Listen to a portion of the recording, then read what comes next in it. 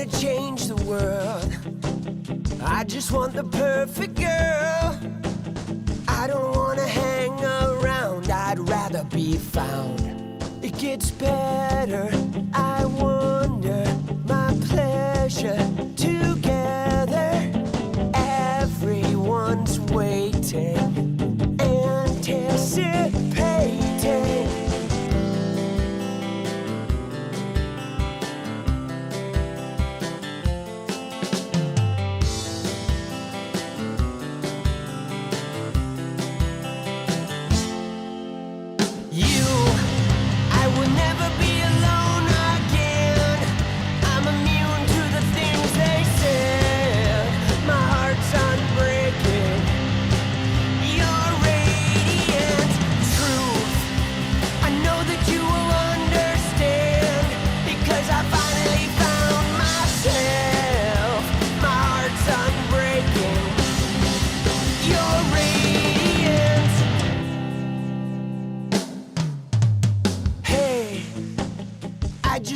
Change the world, but I'm not gonna wait my turn.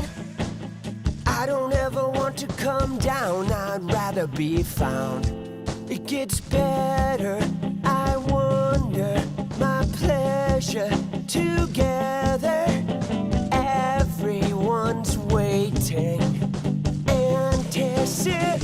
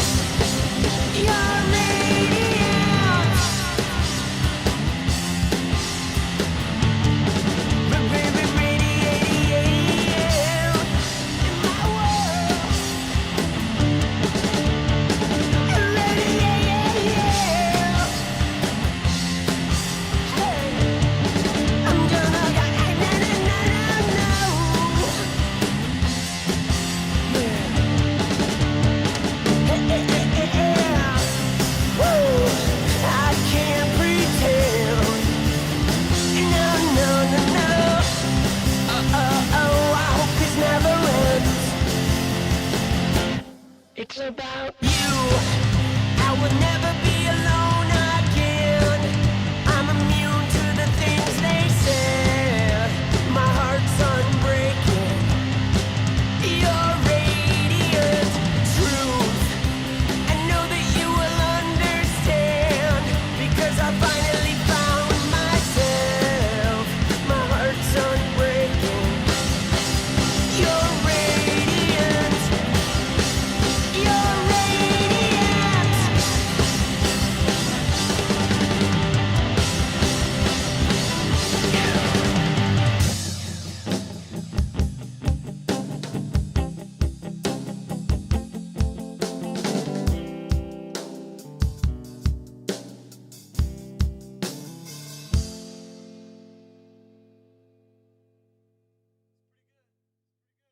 Oh, yo.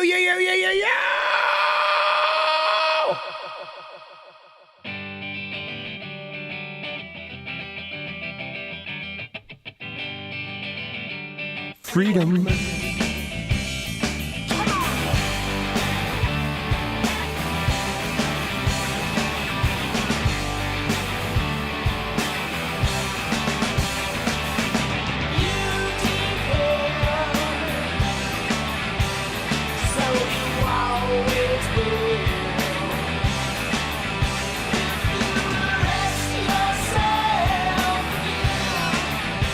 I'll help you clean up the mess.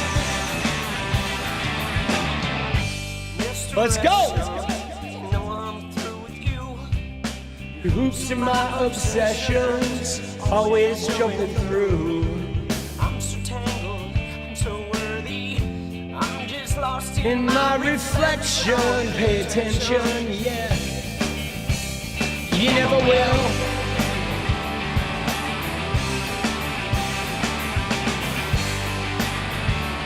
Let's go! I will overanalyze and fall victim of venom blowers. Time to get to know myself.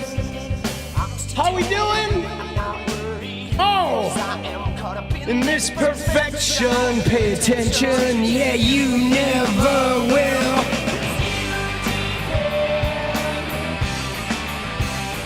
So you always will. If you unrest yourself again,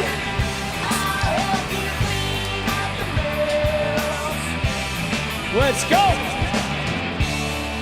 I wonder if you ever did, yeah. I wonder if you ever did like I did. Wonder if you ever did, yeah. I wonder if you ever did like I did. Dude, how we doing? You having mental health issues? Dude, I feel you. And now is the time, boss. Believe me. It's tough out there, guys.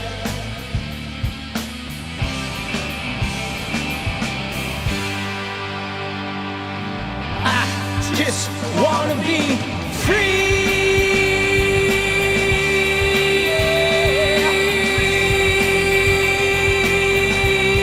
Yeah. Let's go.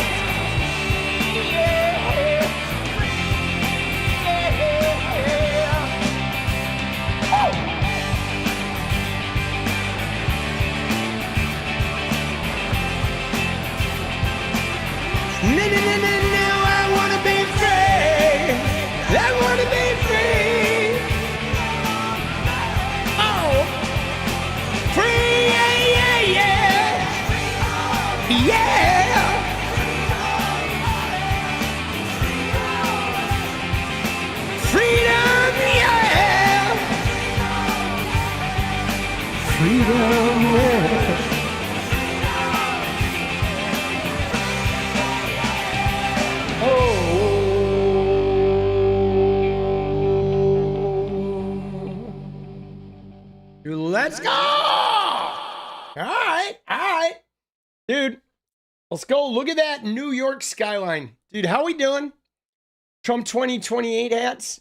Dude, the Trump 2028 hats. Like, what the fuck is that hat, bro? Honestly, what is that hat? Dude, the 2020 Trump 2028? The pine box hat.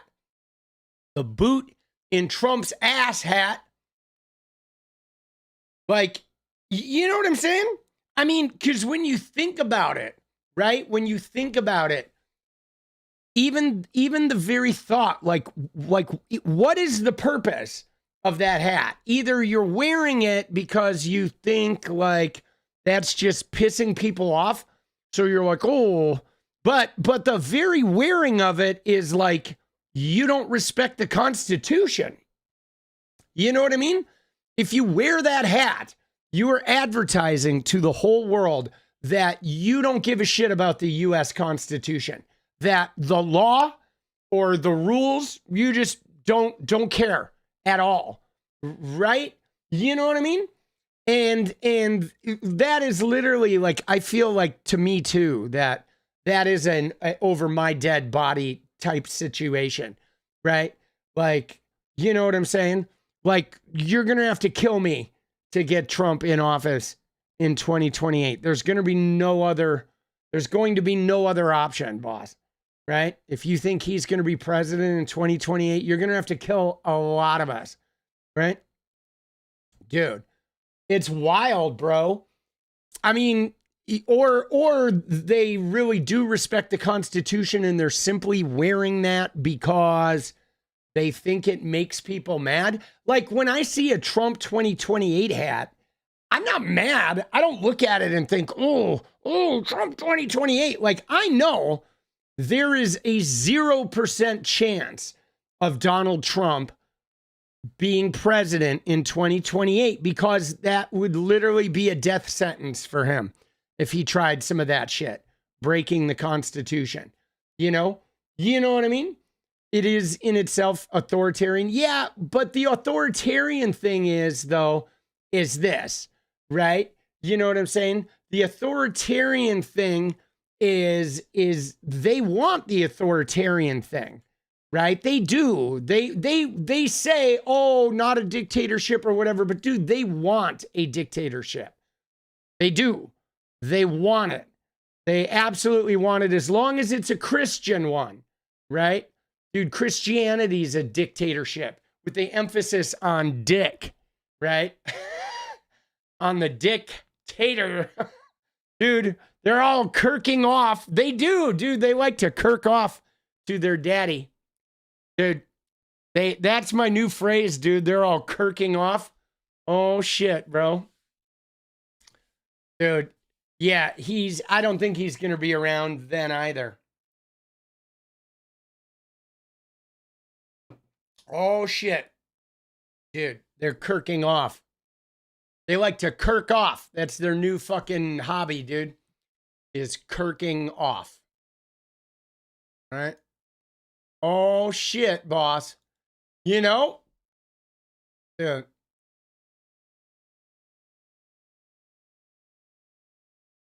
Oh, fuck, bro. What are we going to do, man? What are we doing in this life, boss?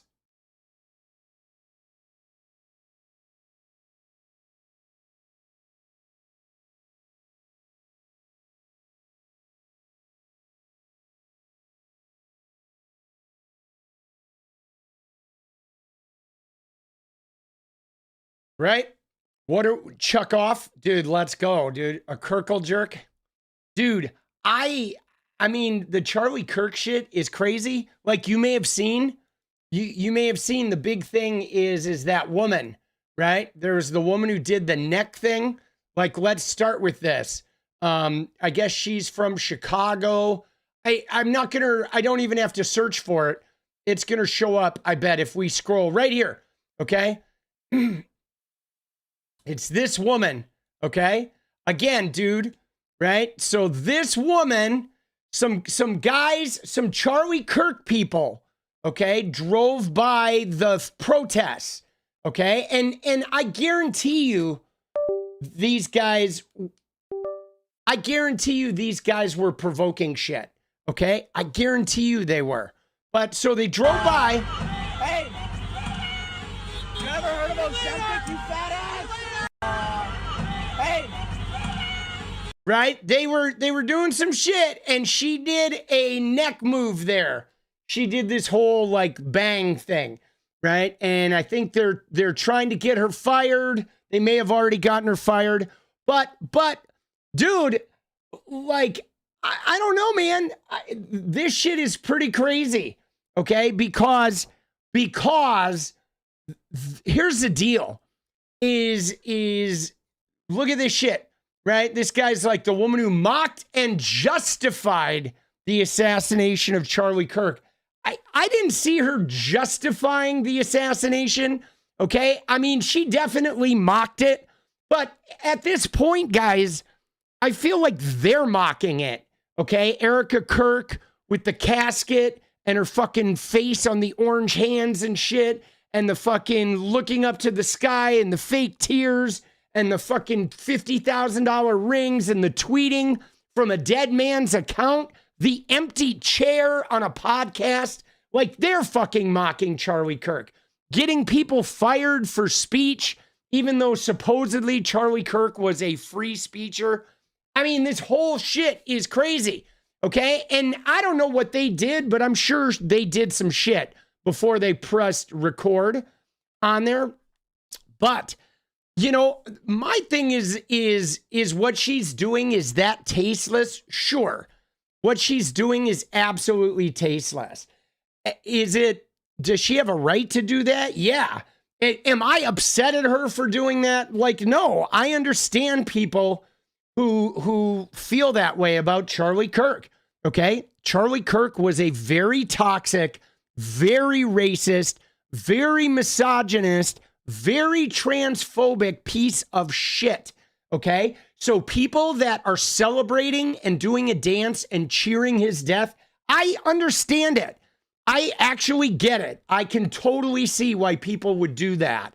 You know, I can, right? Now they're out for blood, though. They're going to try and get you fired, okay? They're going to try and get you fucking fired. But see, here's the thing, though, that's crazy about this, okay? Is the thing that's wild about this is that they are now trying to use this as an excuse, okay? They're like saying, you know, like, forget about the group chats, like this woman, okay? Now, let me just show you something, guys, okay? Because there was a person here. I replied to one of the things because this guy, this is the average reply right here, okay? This is Mike McCoy. He's a chief of staff to TPUSA. So this is a TPUSA guy, right? And here's what he says. Watch this. He says, we have this woman joking about Charlie getting shot in the neck, but the left is lecturing us on a young Republican group chat. We are sick of it. Cut the BS. But I think there's an important distinction here, guys. Okay? Because right here, I'm like, is this woman one of the leaders in your recruitment arm?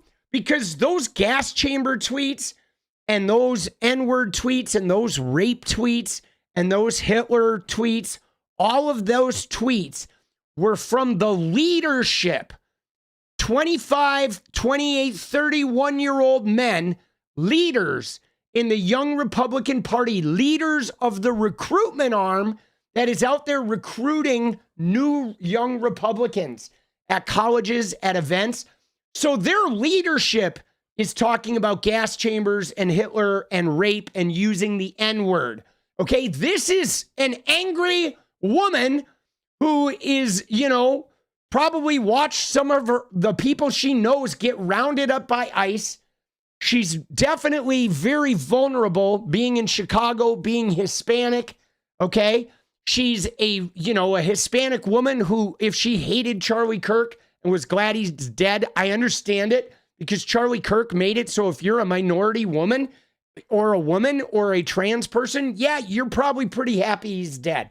Because now, you know, there's a whole lot of like animosity toward you that is gone, right? Right? And so I'm like, dude, you know what I'm saying? They're trying to equalize this. They're trying to say this, that she said something negative about Charlie Kirk, so therefore we don't have to feel bad about being Nazis in our group chat, okay? But here's the problem. The reason why those guys are Nazis in the group chat is because of Charlie fucking Kirk, bro. Because of Donald fucking Trump, bro, okay? Donald Trump and Charlie Kirk are why those guys are neo-Nazis in the group chat, okay? And this woman is like bearing the brunt of that neo-Nazi fucking imperialism. That white Christian nationalism is landing on this woman and her community, okay? And so, I mean, the fact that they're trying to like excuse their behavior. They're like, oh, you made fun of Charlie Kirk, so now we get to be Nazis, okay? This is the same shit. Okay, this is the same shit that they tried to do with all of their stuff. Their whole program is like, well, right? This is the same stuff that J.D. Vance is like, oh, you know, Tom Homan's like, wait a second, you guys raided Donald Trump's house, so now I can steal money, right? You know, the Trumps are like, you guys indicted my father, so now we can loot crypto.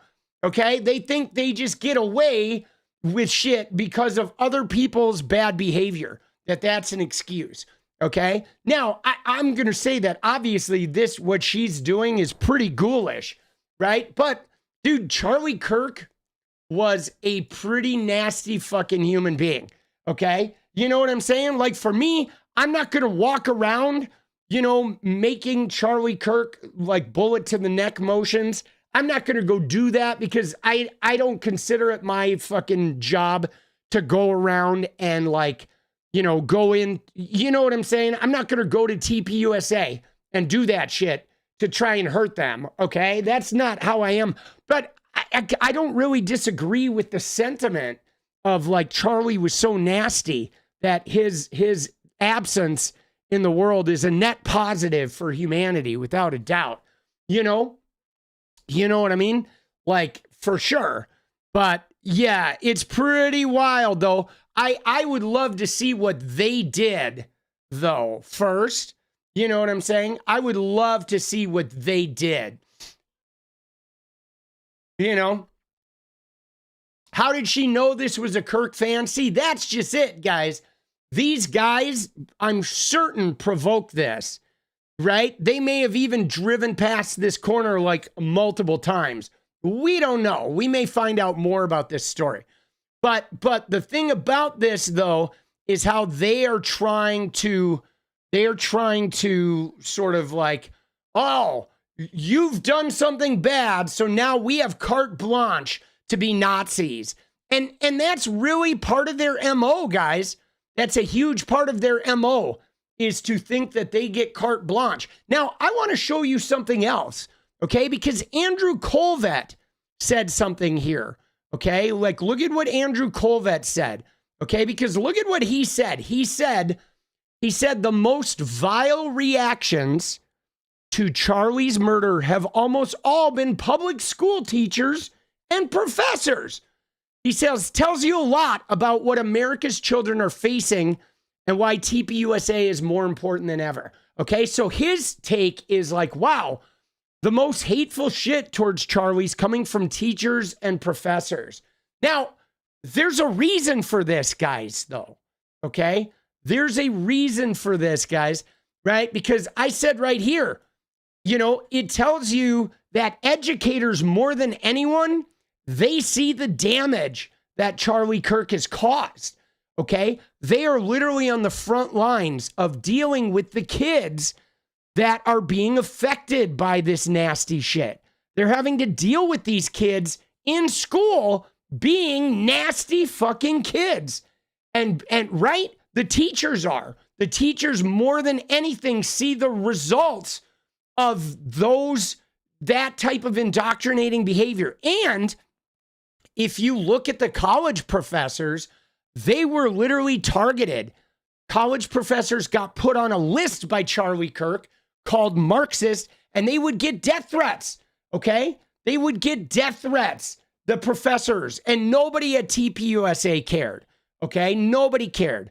They never fucking cared. They never fucking cared about, like, any of these kids. 𝗙PUSA doesn't. All they care about is trying to maintain a Christian nationalist power. Okay, that's what they want. They want to harm the LGBTQ kids and snuff them out, right? Absolutely. Now I'm like, dude, they actually see the results of that indoctrination. Because these guys, they're domestic terrorists, man. 𝗙PUSA is. They are domestic fucking terrorists. They are. I mean, Charlie Kirk was a domestic terrorist. I mean, he was an elusive one. He hid it in scripture and in, you know, jovial, what do you mean, boss? Playing dumb? I didn't really see that content. But they are fucking terrorists. Okay? They are. And they are trying to groom, like you may have seen my tweet from earlier today. That is, and maybe you haven't, but it was this tweet about Harry. I did write about it. I'm going to read it for you. It's right here. It's this one about Harry Sisson in Trump's, you know, in his AI video, where I call it out. And I say, if you're wondering why Harry Sisson was chosen in the Trump AI video, it's part of the much larger MAGA strategy. I've talked about this a lot. And when you see it, all their other decisions make sense, right? The memes, the childishness, right? The JD Vance defending boys, you know, using whatever toxic language. They're just boys messing around, right? The entire MAGA strategy is about weaponizing young men and specifically young white men. Okay, this is why Charlie Kirk combed the frat houses. This is why Benny Johnson's thumbnails look like they're Roblox gaming content, right? With all the crazy faces and the tears. They're after the boys, man. Okay, that's why they excuse the N-words, the F-slurs, the Hitler stuff. It's why they behave like dicks in press conferences where they just tell people off and put them down and say mean shit. It's why they all went to TikTok. Because they know that 14-year-old boys now are going to be 18-year-old voters later, and 18-year-old white men never vote. But they're getting them to vote, okay? They're manipulating them with anger and promises of power, the Department of War fantasies and all that shit. You can be mediocre and you can be nasty and we'll protect you. Just vote for us, okay? We're going to create a climate where you guys can be as nasty as you want, right? And we're going to protect you. If you go to jail like George Santos, we'll get you out. If you smear shit on the Capitol walls like the J6ers, we'll pardon you. Okay? We'll get rid of DEI and make sure you can be mediocre and get the top job. And we're going to fucking do all that for you. All you have to do is vote for us unflinchingly. Okay? That's what they're doing, guys. Okay? And this is what's motivating these young white kids to buy in. And they're trying to be cool for these young kids. They're trying to be the meme people. Dude, Tokugawa, let's go. Been loving your clips. It's been hard for me to be up during the live streams. Thanks for all the work you put in, dude. Thank you, boss. Appreciate that. Let's go, baby. Dude, I'm working hard, and I'm going to keep working hard, and the streams are going to get a little earlier soon, too. Okay? And here's the clincher, though, guys. You ready? It is now TPUSA as we speak. They're trying to get a TPUSA chapter in every middle school and every high school in America, guys. They're trying to entrench their TPUSA like God grooming, hate grooming in every school in America. They're trying to get these boys when they're like 11, 12, 13 years old. Okay, they're going all out to try and indoctrinate young men into their hate and resentment club at the earliest possible age. They're using religion as the icebreaker, and they're using gaming as the gateway, okay? That's what they're doing. And it's going to get ugly, guys. This shit is going to get ugly if we don't do something. It's gnarly. It is gnarly shit, guys. You know what I mean? Dude, it's gnarly because young women are like getting educated at a crazy clip, okay? And what's more, guys, I think, you know, the fact of them being incels or whatever, or being guys that can't get laid is going to become less effective because they're going to start having AI like chatbots, okay? And a lot of these lonely dudes are going to end up having AI sex bot girlfriends. I guarantee you, right? And then they're going to be even angrier, okay? They're going to be even more resentful, right? They are, dude. They are like already like trying to target this shit up. They are such predators, guys. They are so predatory. Dude, I do have to take a moment here, though, to say that the Mariners fucking lost tonight. And it is a little stressful, okay? We get one more shot. I'm like, holy fuck, bro. Dude, shit is crazy, boss. All right? Tomorrow, I'm going to be a wreck tomorrow. Just FYI, for those of you who, like, just so you know, I'm going to be a fucking wreck tomorrow. Am I in Washington? No, I'm in Portland. Portland, Oregon, baby. It's not an easy series. No, it's not. Right? No, it is not. Dude, they had 3 chances to fucking win it at home. Now they got to win it tomorrow in Toronto. Dude, the Raiders, yeah, see, Conlon, the Raiders, man, they already were a lost cause. Dude, today, I didn't even watch the game, I'll be honest, with the Raiders. Dude, they're like, with Geno, they're not going anywhere. Dude, the Raiders, I think the Mariners are going to win tomorrow. I mean, all season, they have been super clutch and in the biggest moments. And so there's no reason that shouldn't continue tomorrow. But I don't know, when you wait until the back's against the wall to be clutch, sometimes you run out of magic. Okay. Right. Did I go to No Kings? I did not, dude. I've every day is No Kings for me, boss. But I did not go to a protest. I didn't wake up until, I don't get up until like 2:30 in the afternoon, bro. My schedule is fucked. I go to bed at like 9 in the morning. So daytime shit is a little bit out of my realm. But eventually, when I have an editor, I will go to No Kings protest. I will say this, I am probably going to go down to some night before stream. I'm not going to stream live, but I'm pretty sure I'm going to go down to the ICE facility and I'm going to shoot some interviews and some footage down there, right, on my camera, and we'll watch it together on stream. So I think I am going to go down there and do a little bit of that to get some like eyes on the front line sort of thing, because that I can do. It fits in my schedule. I can go down there at like 7 p.m., 8 p.m. and be safe. Yeah, I mean, it's safe, guys. There's no danger there except the ICE people. The only danger is the fucking federal agents, right? So I'm probably going to go down there. And because it would be a shame not to, but did I see the MAGA guy that got his glasses? I did, dude. We can look at the MAGA guy. All right. So the MAGA guy, let's see him. Somebody put that clip, I think, in Discord, right? Where is he? Oh yeah, here he is.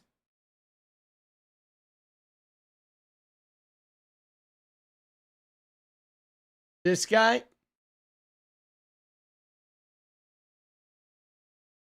All right. Again, now I will say this, okay? So stealing this guy's glasses, I didn't love that part. And also, to me, the other thing I didn't love was the last one where the guy tripped him. Somebody tripped him at the end of this thing. I wasn't a huge fan of that either. But I will say this. If you go down to these things and you try to like be negative and you're going, see, here's the thing that I don't get. Okay, you ready? So check this out, guys. So there's Trump rallies. Okay, Trump does rallies, whatever, fucking, Charlie Kirk had his big funeral Kirkhoff fucking rally. But one thing you will notice is like not a lot of Democrats go to Trump rallies and then just instigate people.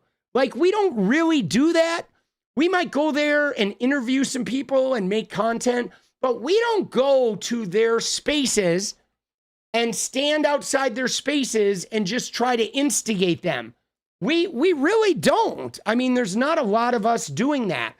But this guy, though, what this guy's doing, it seems to be a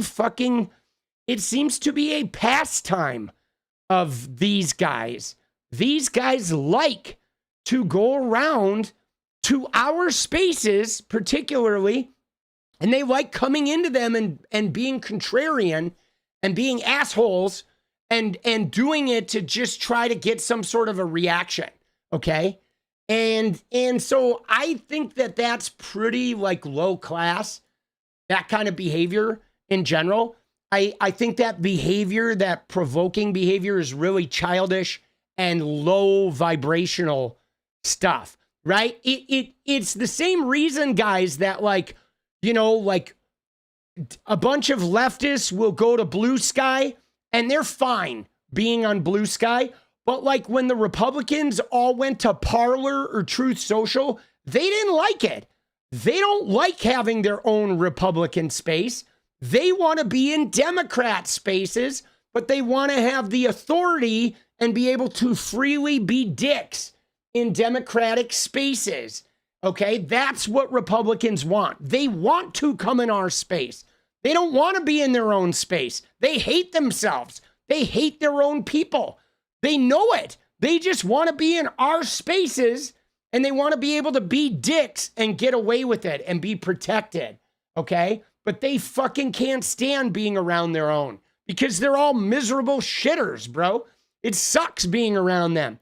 They fucking hate it. They can't stand being around their own. But let's watch this guy, all right? Let's go, ICE! Let's go, ICE! God bless Trump! God bless Trump! God bless Trump! God bless Trump! Yeah, fuck you! Ride your bike, you fucking fag! Oh, yeah, there we go.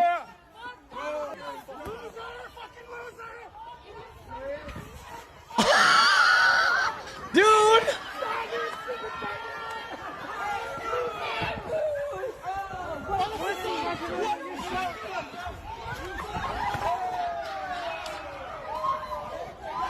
Yeah.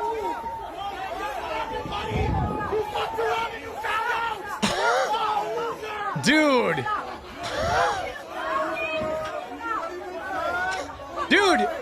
Dude, his pants are down, bro. Homie needs to pull up his pants. Now, so the thing about it is that last trip feels like it was unnecessary, but I mean, dude, he was calling people the F slur, you know? And I mean, here's my deal, guys. Okay? I don't condone physical violence. I don't condone physically hurting people. But I will say, if you walk into a crowd of people and you use the F slur, you probably are going to take a punch.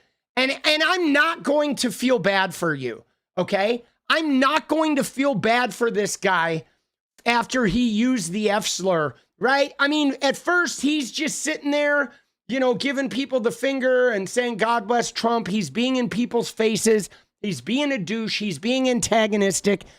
But the F slur, man, at that point, now the trip doesn't even, I don't even hate the trip now. You know, I mean, I don't think, was it necessary? Probably not. But I'm not going to cry any tears for somebody who uses the F slur in public. I'm not. You know, if you go out in public and you're using the F slur, you're using the N word, and somebody trips you or fucking puts your face in the asphalt, I'm okay with that. I am. I'm okay with that. You know what I'm saying? I am okay with that. Because the thing about this, guys, is these slurs, they've been gone. We know the harm, okay? We know how many gay people have died, okay, at the hands of the F slur, okay? There's no reason to be using slurs in public now. And, you know, there just isn't. And if you're doing it, if you're going to fucking areas where, you know, left-wing areas and you're using slurs, right? You're like, I'm okay if somebody punches you. I'm not going to punch you, but if somebody punches you and the cops come and ask me if I saw the guy who hit you, I'm going to say, no, sir, I did not, right? That's how I'm going to do it. If you come out dropping slurs and somebody punches you right in front of me, the cops can come and ask me, did you see him? And I'm going to say, no, I didn't see anything, dude. It's all blurry. I don't know, dude. My eyes, they don't work the way they used to. That's how I feel about that. Okay. You know, that's just it. Like I'm over the slurs. Okay. I realize they've gotten brought back. You know, they've gotten brought back. These young red pillars, these young Republicans, these Charlie Kirks, these TPUSA people like Donald Trump, they brought the slurs back. And I mean, I don't even like the R slur, dude. This shit is just unnecessary. And people are using that hurtful language just to be hurtful. At this point, they're literally just using it to be hurtful. And because they feel like it's okay because Daddy Trump and Daddy Charlie Kirk have made it okay for them. And so I'm okay if guys that use slurs get a beat down. I'm totally comfortable with that. I'm not going to cry for them because you have an option of going through life not using slurs, okay? But if you're going to use slurs, yeah, maybe you're going to get your head split open, you know? You know what I mean? He thought it was White Boy Day. dude, that's just how I feel, you know? And so like, you know, it's just one of those things where I don't want violence, but I think slurs are agitating violence. There's no reason for them.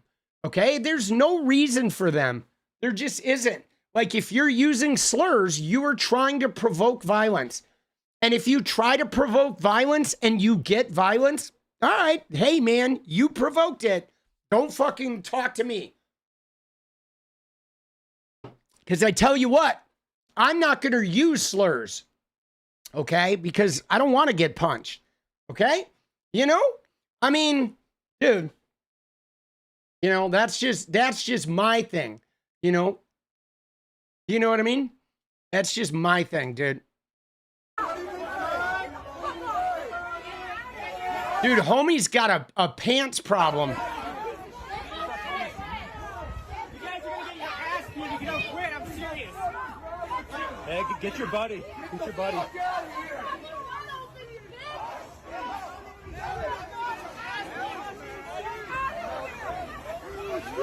Back up, man. You ran into me. What the fuck? Hey, don't touch me.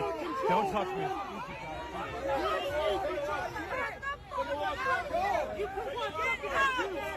Trip his ass! Trip his ass! Fuck you! Fuck tall pussy! Get the fuck out of here! Get out of here! You, dude! What are you doing? Get out of here!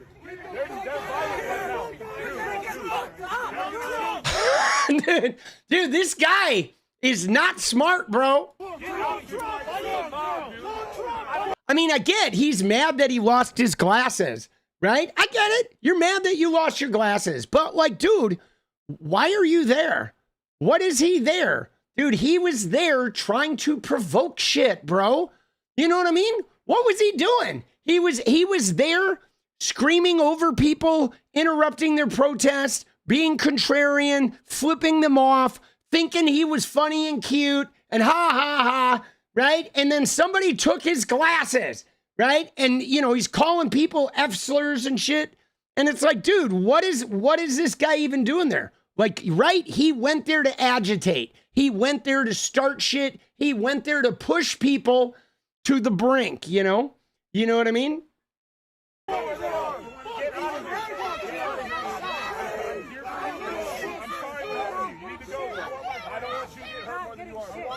don't know where they are. Buy new glasses. Dude, this guy's like, I want my glasses, bro. You know? Let's go to the beginning again. Let's watch the beginning again. Let's go, 𝗙់! Let's go, 𝗙់! God bless Trump! God bless Trump! God bless Trump! God bless Trump!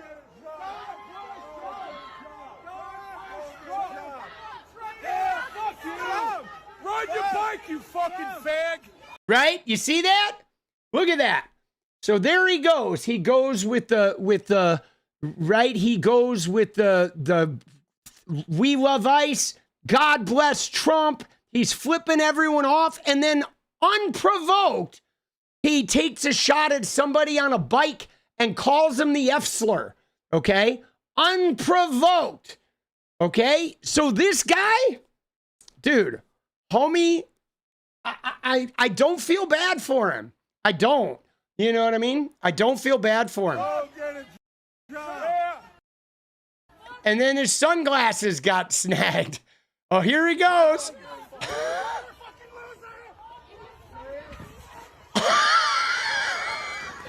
Dude. Oh my God, dude. What is that? What is that play, dude? Dude. Go get a job.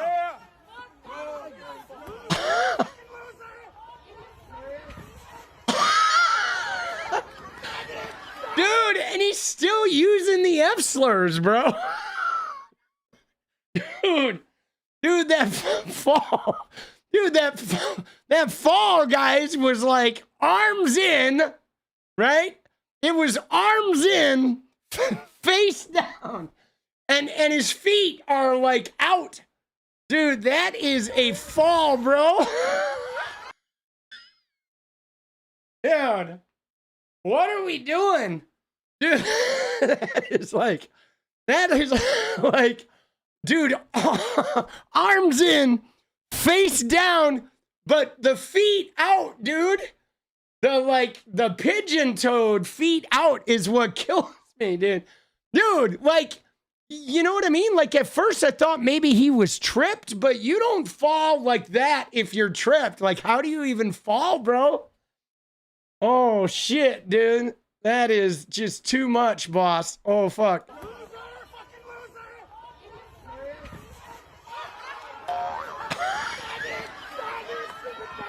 Dude, and he's still yelling the F slurs the whole time, dude.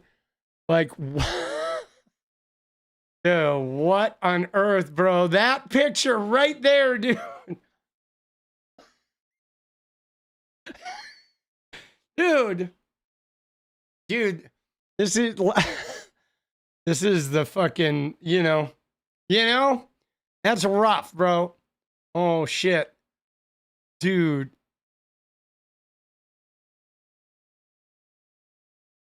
Brutal. Dude, that is brutal. The fucking, right? The pants, too, was like, you know, the trip was uncalled for, okay?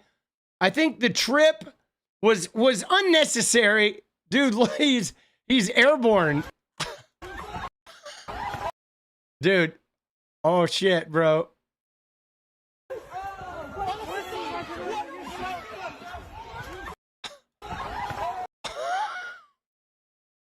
Oh, that's cold, bro. Oh, shit. And then the pants, though, dude. The pants are down. His pants are down. Dude, his pants are down, bro. This guy is like punch drunk at this point. Like, man, I don't know. So, see, the thing about this, though, guys, is like, I just, to me, this shit is heartbreaking.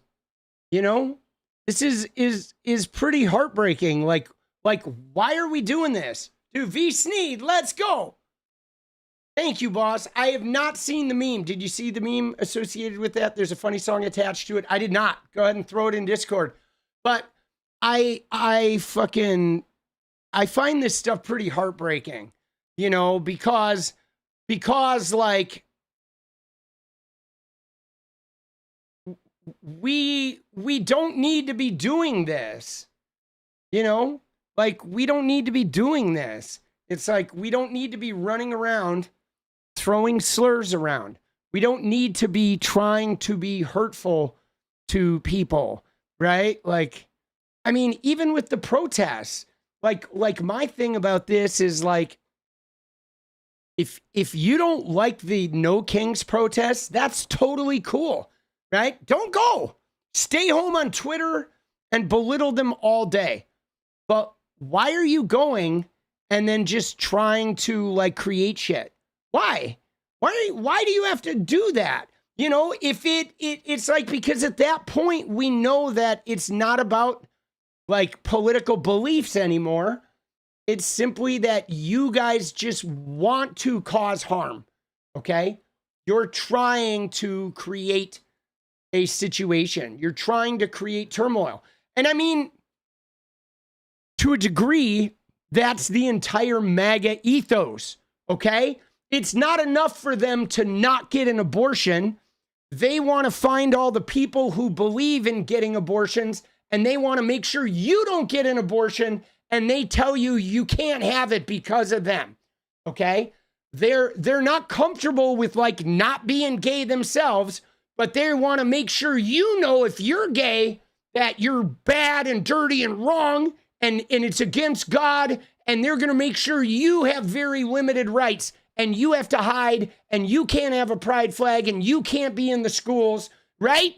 Because it's not enough for them to just not personally, you know, engage in the behavior themselves. They need to be responsible for you, like, not having your freedoms.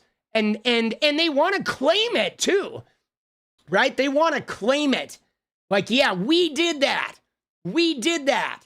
Okay, we did that. Remember, as soon as Jimmy Kimmel or whatever got fired, they were all saying, we did that. We did this. We got him fired. Why? For a joke. A joke that wasn't even a tasteless joke. Okay? They just want credit for being dicks. You know, and that shit I think is super toxic.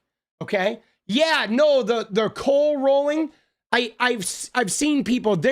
I don't know that people are even doing the rolling coal anymore, but they like to share that clip of like driving by a protest and filling it with toxic smoke.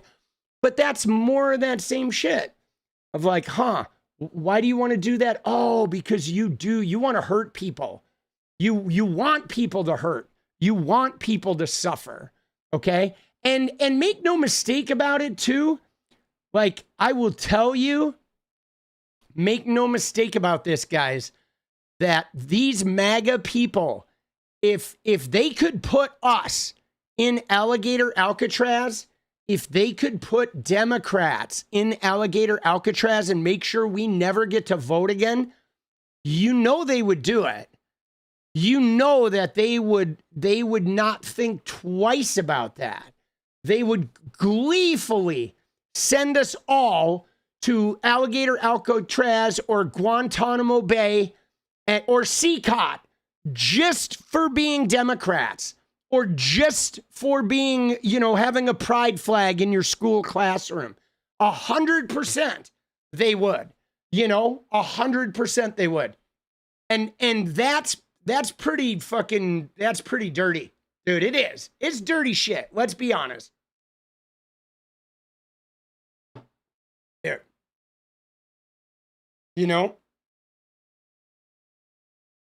Dude, yeah. No, the Republicans there's a lot of them are gay. But yeah, dude. So that shit is pretty crazy. Pretty wild.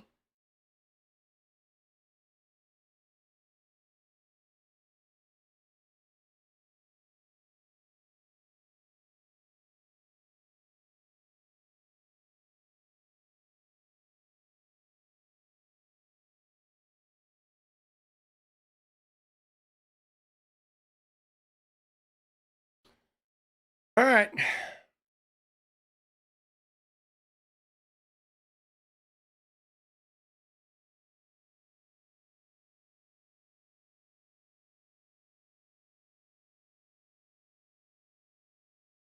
Dude, they're obsessed with this shit.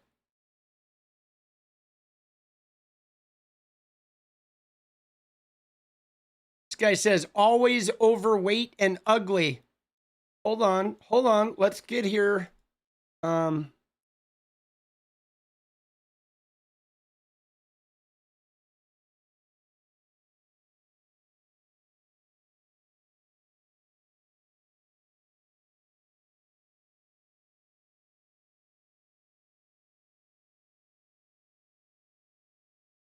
Let's go.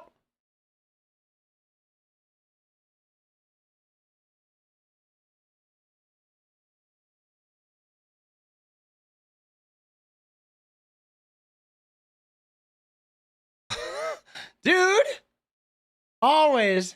Oh, God. Dude, shit is crazy. All right. 33% has always been hardcore death cult members. I mean, you're not wrong, dude. The hardcore MAGA is like 33% of MAGA is hardcore, dude. They are like super hardcore, They are, dude. Luke, you're having a rough night. I'm sorry, boss. It's all right, man. I think it's going around, dude.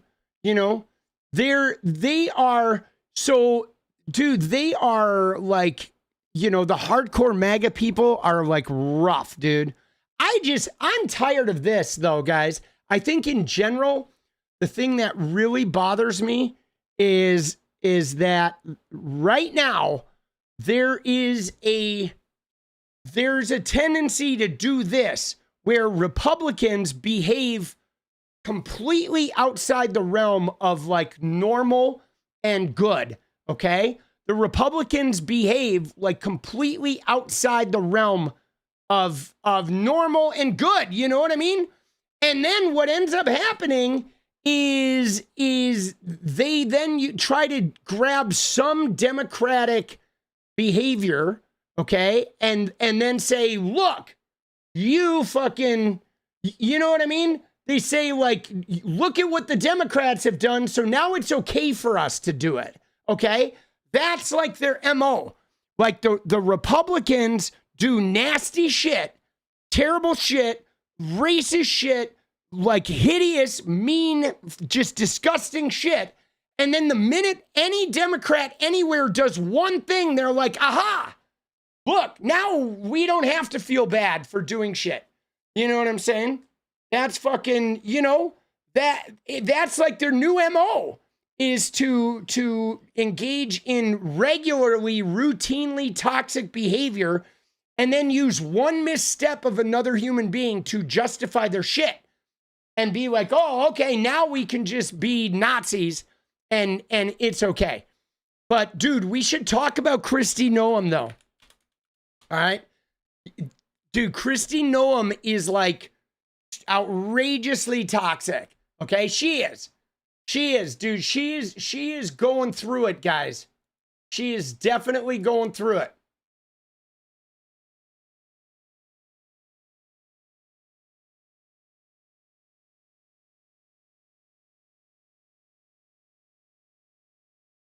All right, hold on one sec here. Oi. All right, so the first thing, dude, that we have to look at is this right here, okay? Because this is crazy, okay? Now, the big news that happened is that the Coast Guard is spending $172 million to buy her 2 Gulfstream jets for her and the DHS officials. Now, why does the head of DHS need Gulfstream jets? I mean, you know why? Because they want her to just be able to fly around the country cosplaying and making content at you know, any day she can just go and make content.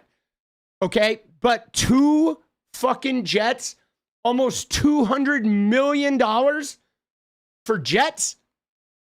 Okay? 2 of them. Not just one, but one for Kristi Noem and one for other top officials in DHS. But look at this here. Dude, FEMA hasn't even approved the Helene buyout program. Okay? Right? So like, wow, that's crazy. So her agency isn't even taking care of North Carolina. This is an accident that happened ages ago. Right? They're not even taking care of North Carolina, right? But they're buying her $200 million worth of jets. Huh. That's really interesting. Yeah, we can't even get started on Texas. That just happened. But again, this is part of a big problem we have here, where they're gonna buy $200 million worth of private jets that will cost an arm and a leg to run. Fuel costs, maintenance, airport fees, et cetera, right? Extra staff, okay? So those, all the taxpayer money that's going to get burned up using those jets, okay? And then meanwhile, people in North Carolina aren't even getting their FEMA money. And in fact, what are they going to do? They're then going to blame this in some way. They'll probably say, oh, it's Joe Biden's fault, right? Dude, that is beyond toxic, okay? Beyond toxic. But dude, look at that photo, bro. Oh, Jesus, dude. Dude, she looks grizzled, dude. Doesn't she look grizzled? Right? We can barely afford groceries, and she's getting 2 private jets. 2. Not 1, guys, but 2. Dude, she looks like pretty rough, bro. Like 10-foot pole kind of rough. Look at those jets. Those are some nice jets, man. Jesus Christ, bro. But here's the other problem. Oh my God, dude. Dude, what is going on? Jesus, dude. She got the, like, she went in and said, give me the Laura Loomer, bro. Dude, that is brutal. So, right? Dude, crazy. 40 billion to Argentina.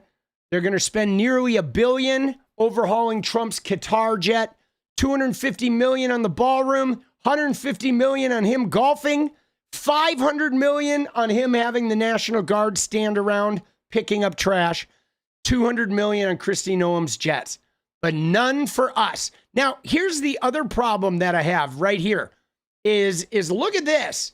Okay, look what's happening as we speak, guys. Right? You know what I'm saying? So, like, Kristi Noem has been going down to Argentina. Okay? This is a couple months ago, but she's been going to Argentina. Why is Kristi Noem going to Argentina? That's weird. Why is Kristi Noem going to Argentina? Why is she taking her lover? Okay? Why is she taking her lover, Corey Lewandowski, her adulterous lover, with her to go horseback riding in Argentina? What is the point of that? Dude, don't cry for me. You know? That's problematic, guys. Right? And this is her back in July.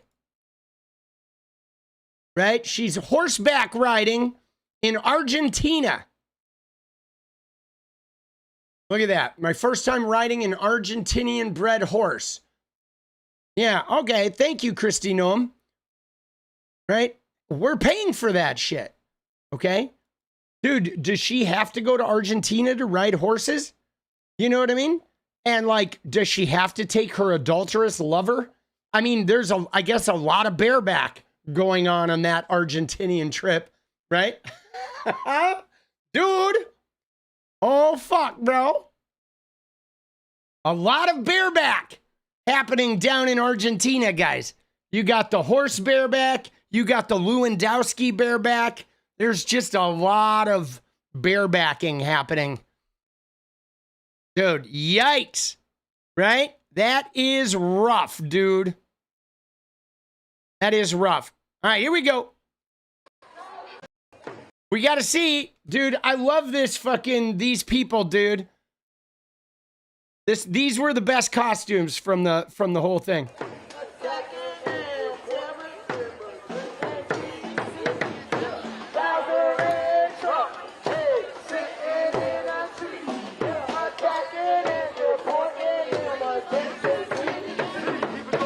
Dude, what city was this in?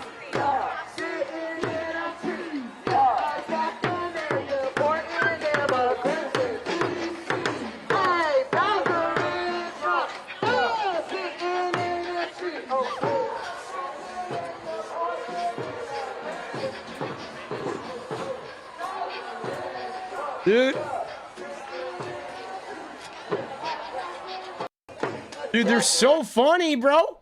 I want to know what city this is.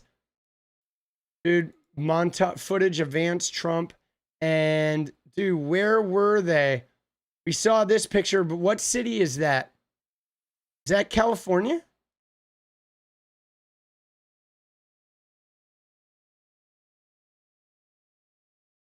Good Korean wheat ball recipe.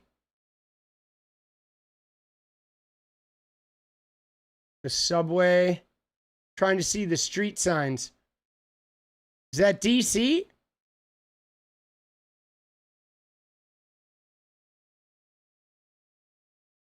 Is it DC? Did Jolly Ginger walk through? I'm trying to find a business that is easy to fucking recognize.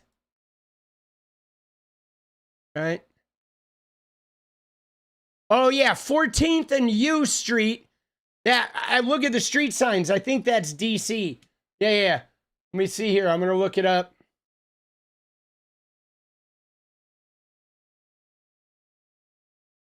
·14th and U Street is in Washington, D.C. Yep. There it is. I was looking for a street sign. It's like once you see a street sign, yeah, those structures definitely looked East Coast, right? They absolutely looked East Coast, but they're kind of deceptive. We have some parts of town here, and Seattle has some parts of town that definitely have those buildings, but the street signs are always a dead giveaway, right? Once I saw 14th and U, I was like, all right, that's definitely DC, right? The Alphabet City. There's only a couple places that have Alphabet City like that. Sacramento has some, DC has some. Your money is on Chicago or LA? No, it's DC. Yeah, LA doesn't have an Alphabet City like that, and neither does Chicago. Yeah, there is an Alphabet City in New York, Chronix, but you could tell the Alphabet City in New York because of the spacing. There's nowhere in New York that has like this much space between buildings, right? And Alphabet City isn't really Alphabet quite like this is, right? But the wide streets and the way that all the space here, that's definitely not New York City, right?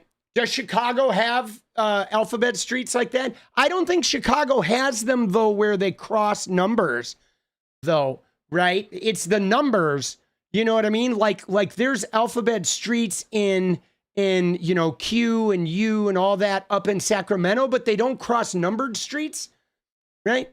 There aren't a lot of spots where you have a numbered streets that cross the alphabetic streets. His dad taught him what? Let's go. You're in Georgeland? Geolocator? Dude, my kid used to play geolocator a lot.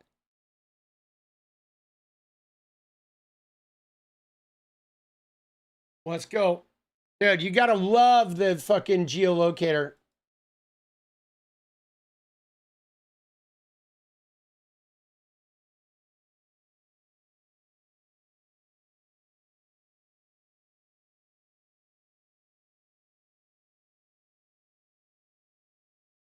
Oh.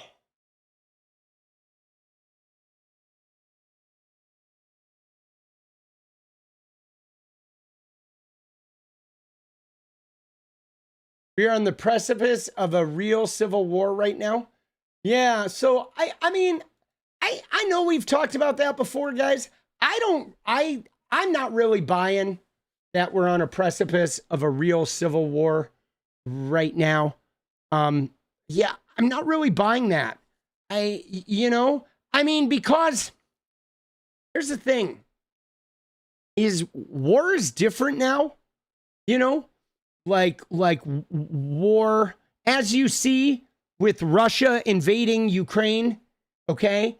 As you see with, the conflicts in the Middle East or in Pakistan, war is pretty complicated, okay?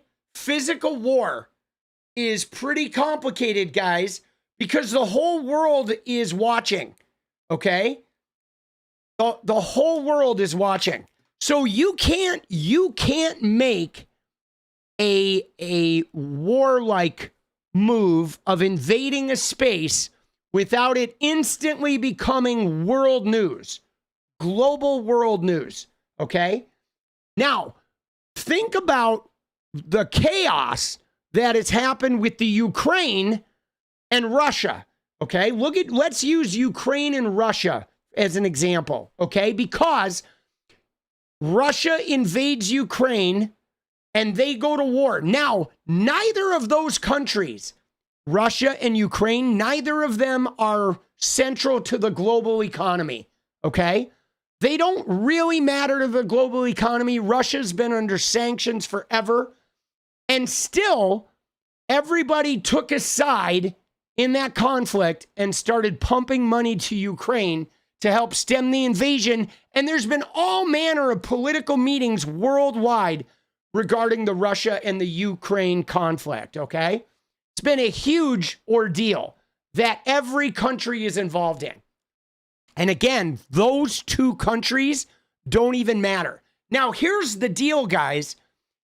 If Trump sent the military in and like drone struck Chicago and blew up a whole bunch of American citizens to like take control of Chicago, that would literally crash the entire global fucking economy.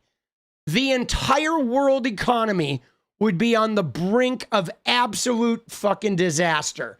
If there was a military conflict of the US government like blowing up its own citizens in a state to try to execute a military takeover, dude, that would be insane, bro.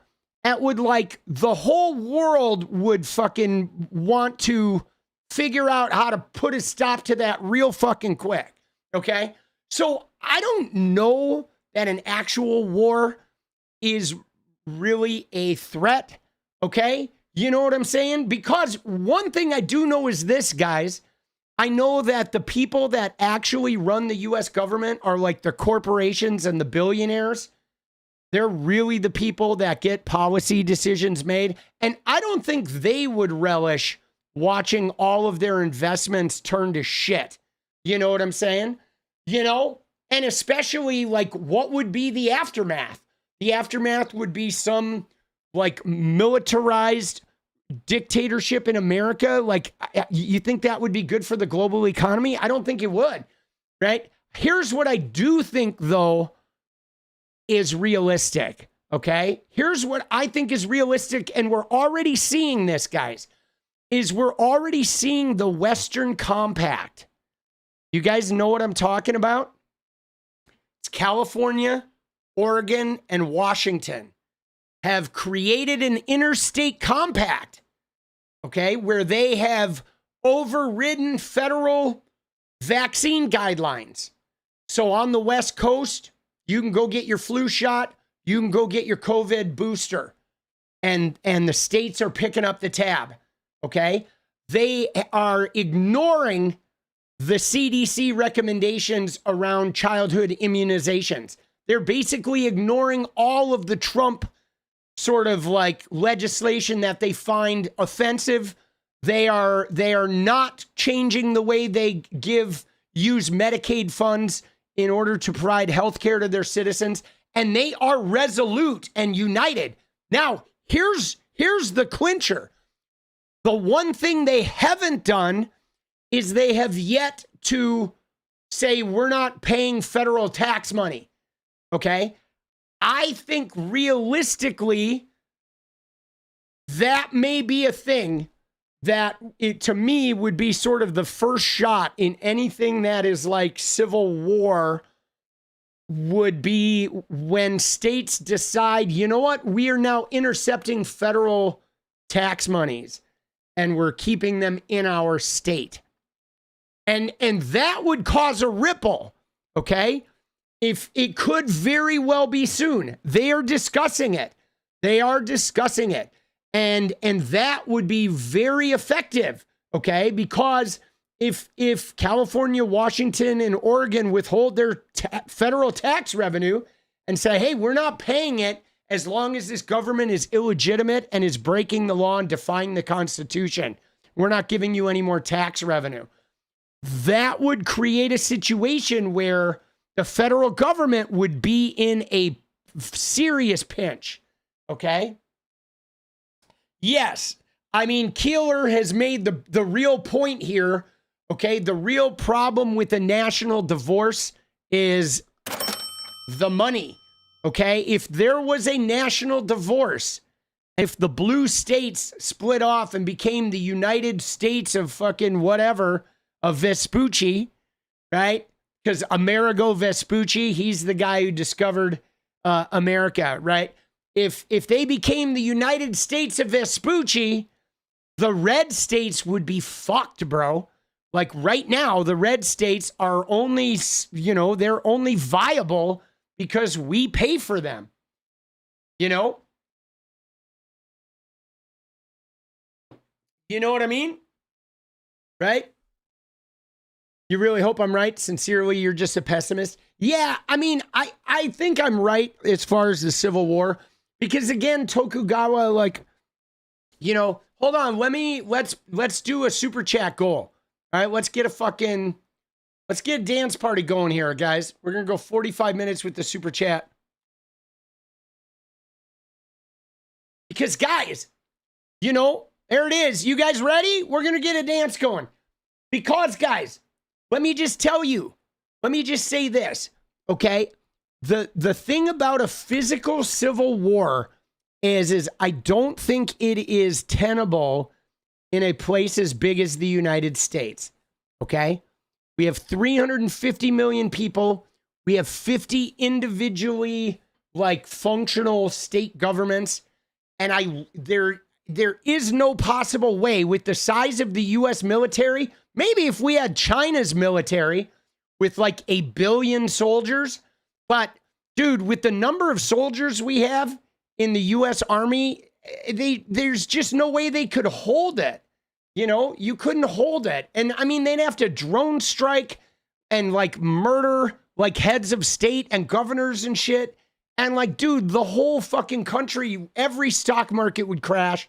The whole global economy would crash if that shit happened, dude. I mean, maybe it's what we need.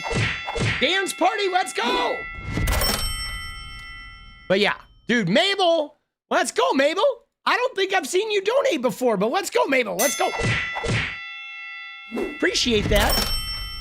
Dude, I don't know if you've donated before. Thank you again, but your name, I don't recall seeing your name before, but thank you. Appreciate you. Mabel Leroux, let's go. Navy vet. Let's go. Dude, I had some family in the Navy. All right. Dude, kind, let's go. Appreciate you, boss. Let's go, baby. Dude, yeah. Should we look at the explosion? Should we look at that? I mean, dude, can we look at the shrapnel? So they had their big whatever firing shells over to Camp Pendleton, being fucking douchebags, right? Because they always got to do the 2-inch dick military shit. And they almost blew JD Vance up. Okay.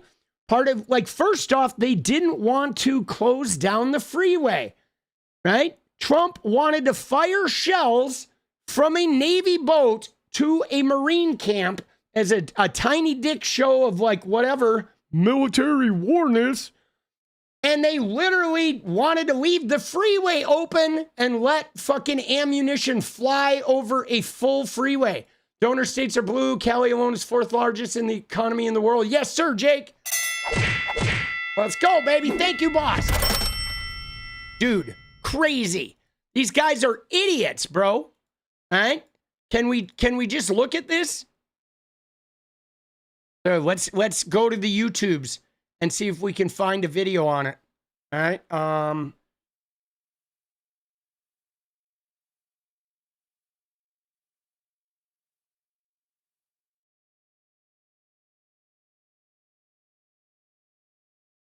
Dude. Idiot. Dude, idiot.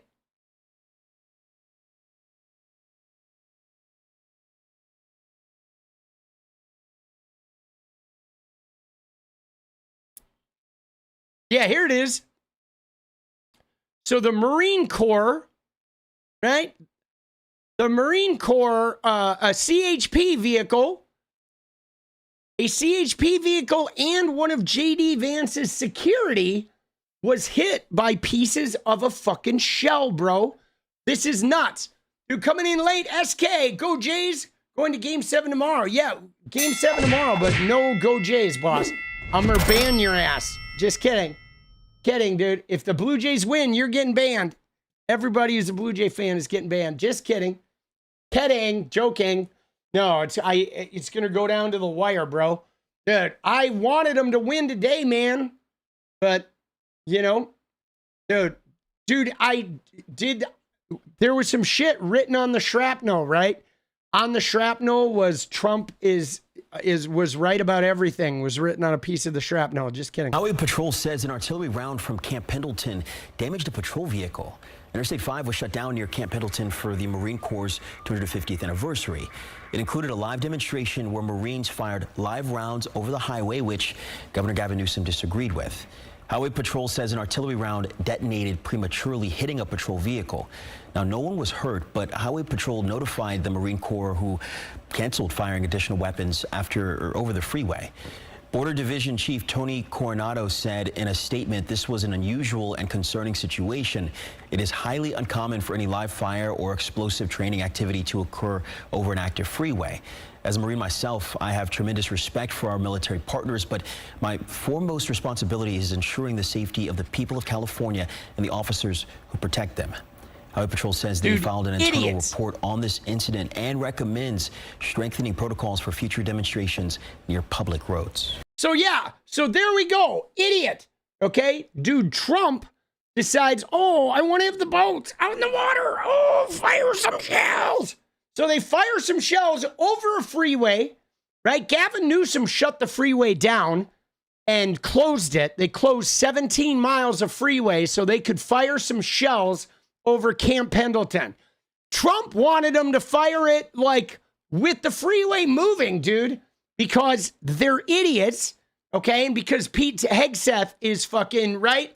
When they asked Pete Hegseth, dude, here, you ready? Dude, here's a live shot of Pete Hegseth, right? They said, yo, Pete, right? We're thinking about firing some rounds over the freeway. Can we get a comment from you? And Hegseth was like, yeah, sounds like a great idea. Oh, yeah. He's like, yeah, let's just fire the rounds. Fire the rounds. There he is. There he is. There's Hegseth saying, dude, keep the freeway open. It'll be great. It'll be great. Fire away. NDA. Sign an NDA. Dude, Deshaun, oops, let's go, baby. Let's go, Deshaun. Oh, dude. Oh, we got one up here, too. I don't know if I commented, but Blossom 420, let's go. Thank you, Blossom. And there's another one up here, which was Wicked Good. You said, just found your feed, really enjoying it. Thanks. You are welcome, Wicked Good. Ow! Let's go, baby. Fuck you, Trumpy. So, yeah, Hegseth could be reached for comment, and he was like, pour me another one. Fire the rounds. Oh, Lord. Dude, but they're so dumb. And there was a huge deal all week where Trump was like upset that Gavin Newsom wanted to close the freeway. And Gavin Newsom was like, I shouldn't have to close the freeway because you shouldn't even be doing this. Like, why are you even firing munitions off a ship? Like, right? Why? Because Trump has a fucking 2-inch dick. That's why. Right? And so this was obviously a big problem. Let me see if we got a clip of Gavin talking about the freeway.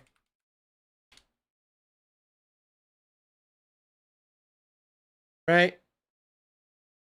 Because they had to close the whole freeway, dude. Right? They wanted it to remain open. It would be terrible. It's the only way we have to travel around here. A war of words going on tonight over the closure of the 5 freeway near Camp Pendleton this weekend, the potential closure.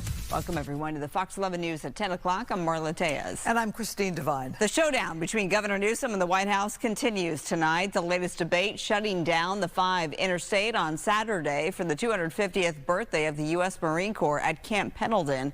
Now, you guys, Camp Pendleton is down like north of San Diego, south of Orange County. Okay, it's a very large Marine base down in Southern California, but the I-5 is literally the only freeway there. Okay, it's not like in LA. You have the 5, you have the 405, you have the 10, you have the 710, you have the 134, the 170.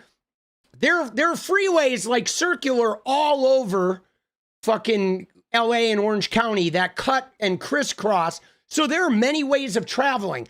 But when you get down by Camp Pendleton, between San Diego and, you know, like Huntington Beach in that stretch there, there's really no other freeway down there. That's it. You have the 5, Okay? That's all you have. So for them to shut down 17 miles of freeway, there's like a significant impact on, you know, people's travel routes because there's no other way to get around. Which involves a live fire exercise. Fox 11's 𝗪𝗎 tonight, live in San Juan Capistrano with more on this online political tussle. Matthew. Well, drivers in the area seem confused by all of the political back and forth, but they say if the 5 shuts down, traffic in the area would be historically bad. Yeah. The 5 freeway between Orange and San Diego counties, now the center of political crossfire. At Camp Pendleton Saturday, the U.S. Marines are marking their 250th birthday with a massive celebration featuring amphibious vehicles, aircraft, Navy ships, and live fire demonstrations. But the celebration has turned into a political war online. California Governor Gavin Newsom blasted the event on X, saying Donald Trump and J.D. Vance think that shutting down the I-5 to shoot out missiles from ships is how you respect the military. Put aside your vanity parade and pay our troops instead. Good point. We were under the understanding that we're going to close I-5, up to 80,000 vehicles on Friday, tomorrow, and Saturday.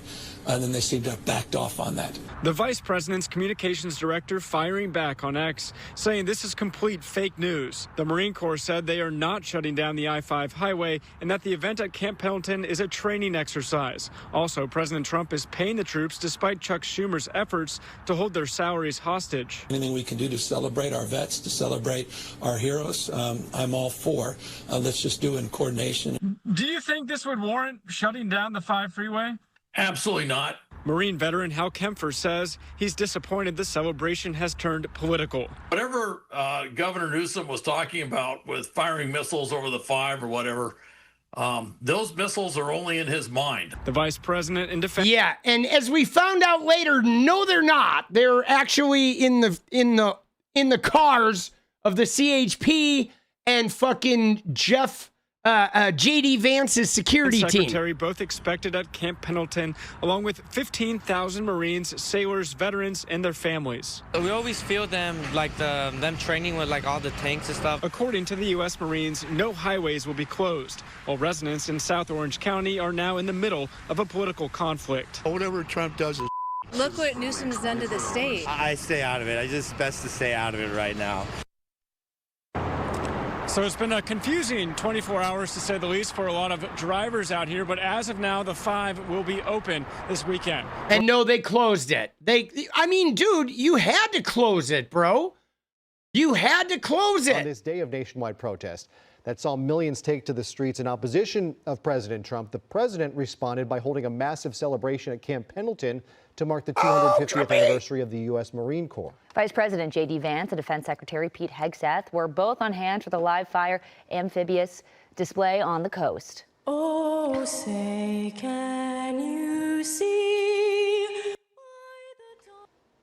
So here's a look at some of the air and sea exercises coordinated between the Marines and U.S. Navy. The vice president had an up-close view as Marines and sailors demonstrated. These guys are idiots, bro. Air, land, and sea. Those landing vehicles coming right up on the sand. Later, the vice president took to the stage to talk about. Dude, you know how many millions of dollars we spent for this shit?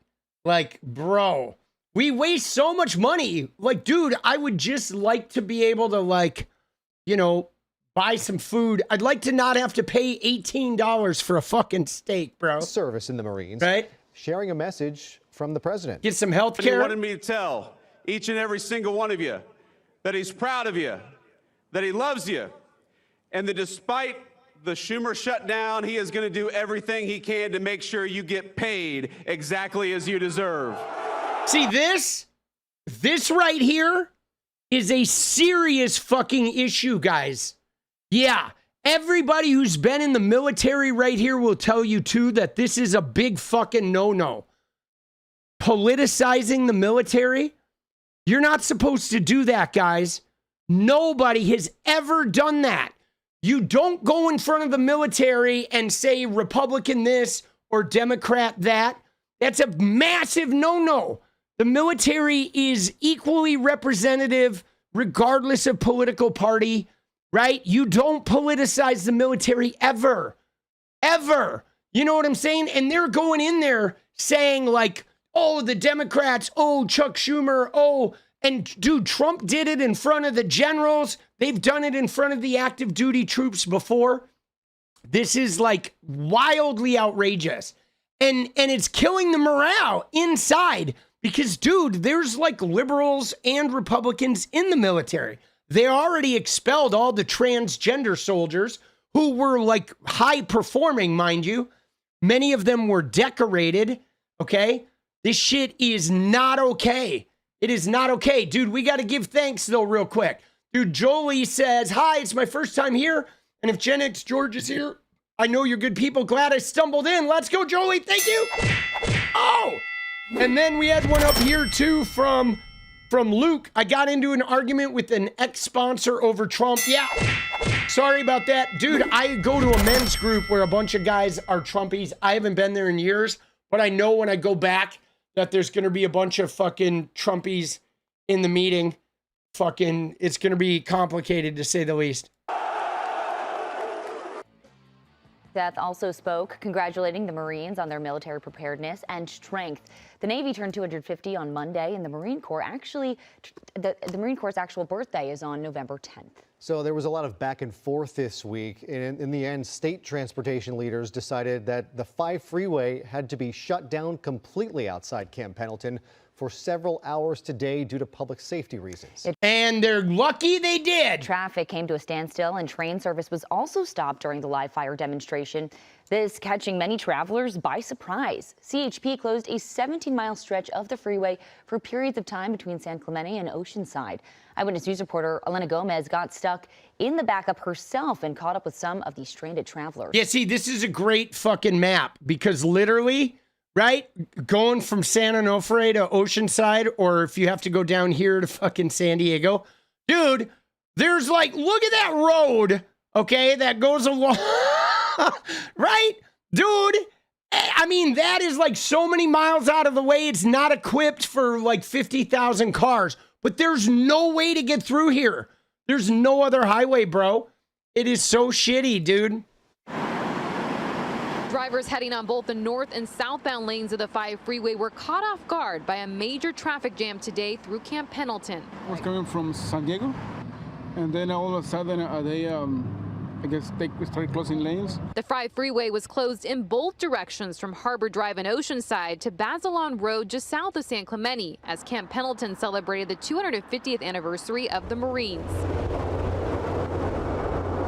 The celebration including a military exercise using live artillery fire, which was the reasoning behind the freeway closure, as officials feared it could distract drivers. There's also really cool like planes and helicopters, and it was fun to watch, but not fun to be in the traffic. CHP announced the closure just this morning on social media at 6. Most drivers we talked with had no idea of the closure, creating extra time on the road for many who didn't know to plan ahead. I wasn't ready. I didn't look at the freeway thing. Dude, that's so fucked, bro.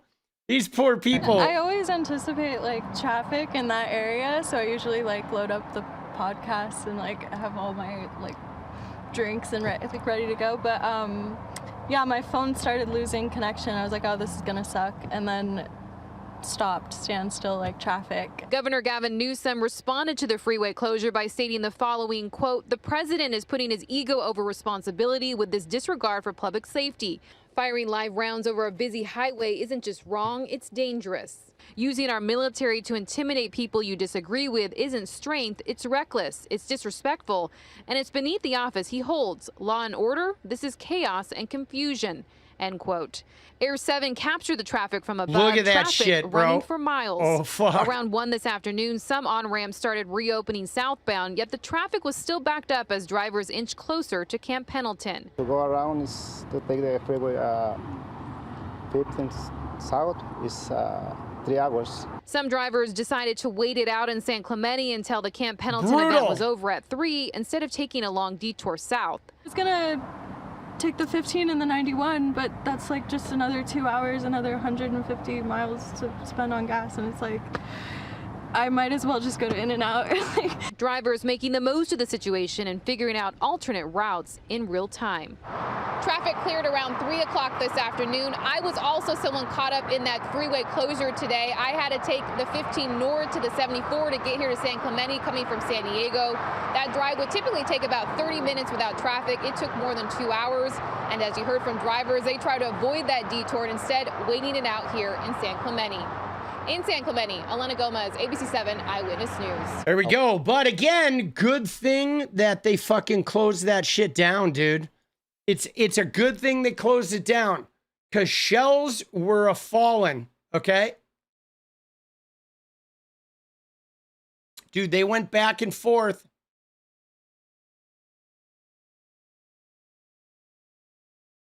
All right, guys, we have 25 minutes. We need 5 more, baby. Dance party. Let's go. Dude, Trump is such a fucking weirdo.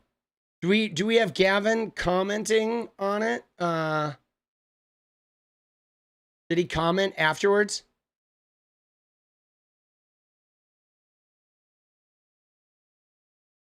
He's a fighter? Yeah, no, Gavin Newsom. I mean, I'm pretty sure he's running for president. I did see there was a poll today. It's not a poll, but if you look at the presidential odds,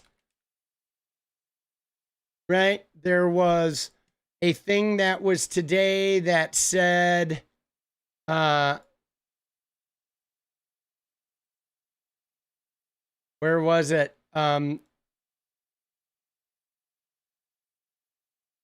I saw right-wingers talking about this shit.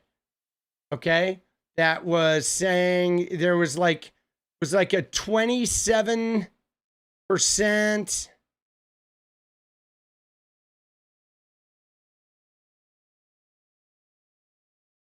It was like Vance was like 29% and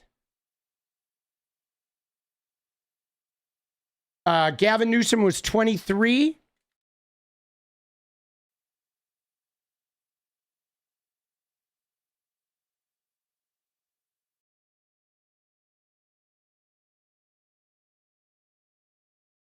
It's right. Oh, it is right here. There's a poly market that came out today, right? Where they said the presidential election winner right now, the odds are Vance 29%, Newsom 23%, AOC 26%, Dwayne The Rock Johnson 4.5%. Dude, kind, let's go. Appreciate that, dude. Dude, wicked good with the membership. Oh! Fuck you, Trumpy! Oh! And, dude, Patrick, let's go. Love your show. Thank you, Patrick. Appreciate you, boss. Luke, do you know much about smart recovery? Smart recovery? I don't know what you're talking about, right? I know about recovery. I'm 18 and a half years sober. I know about being smart because I'm wicked smart, but I don't know what smart recovery is, right? Or maybe I do know and I just don't know what it's called about. But these are the current presidential odds, dude. Right? But so I don't know, dude. That doesn't look very good for JD Vance, right?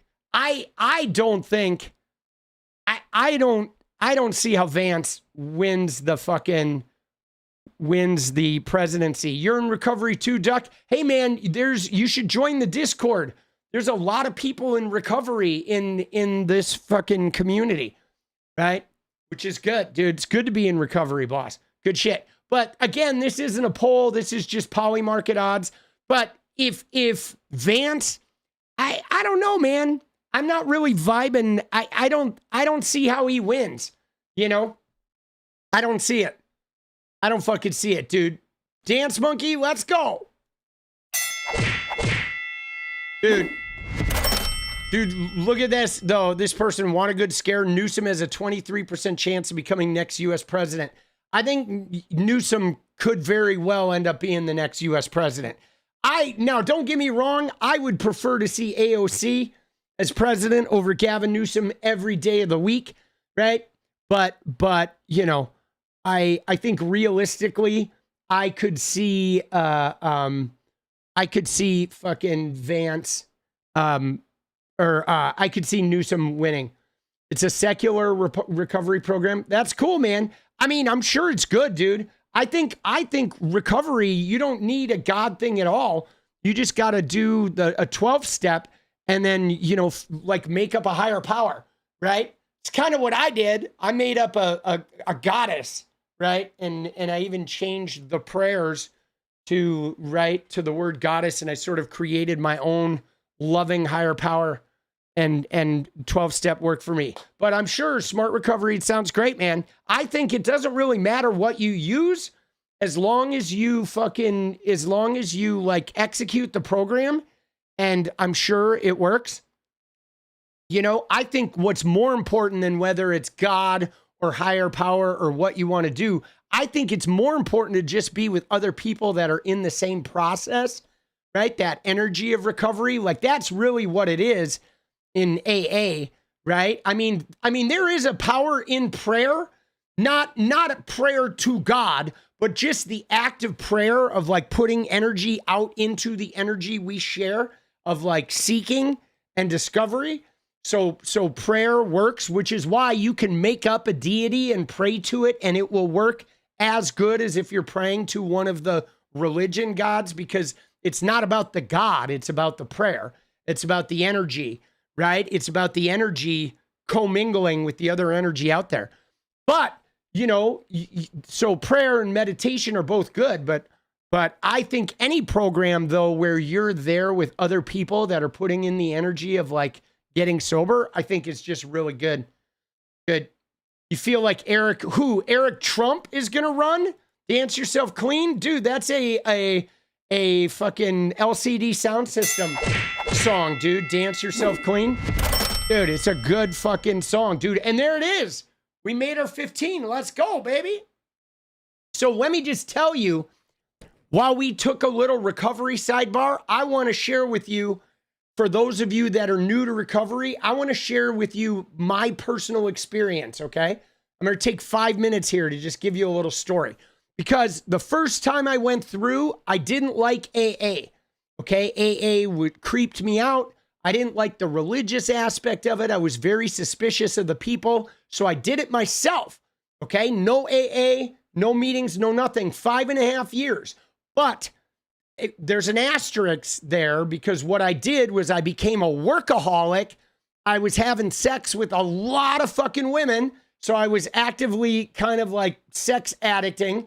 I was gambling, and I was smoking cigarettes and drinking Red Bull like there was no tomorrow. So what I had done is I had replaced my alcohol and drug addiction with addiction to every other addicting thing, okay, which was still better than being strung out on alcohol and drugs, because what I was doing was, sure, I was gambling, I was smoking cigarettes, I was drinking Red Bull, but I was having a lot of sex and touring the country and getting a lot of work done, and my music career was going great. I was making records, and it was amazing, right?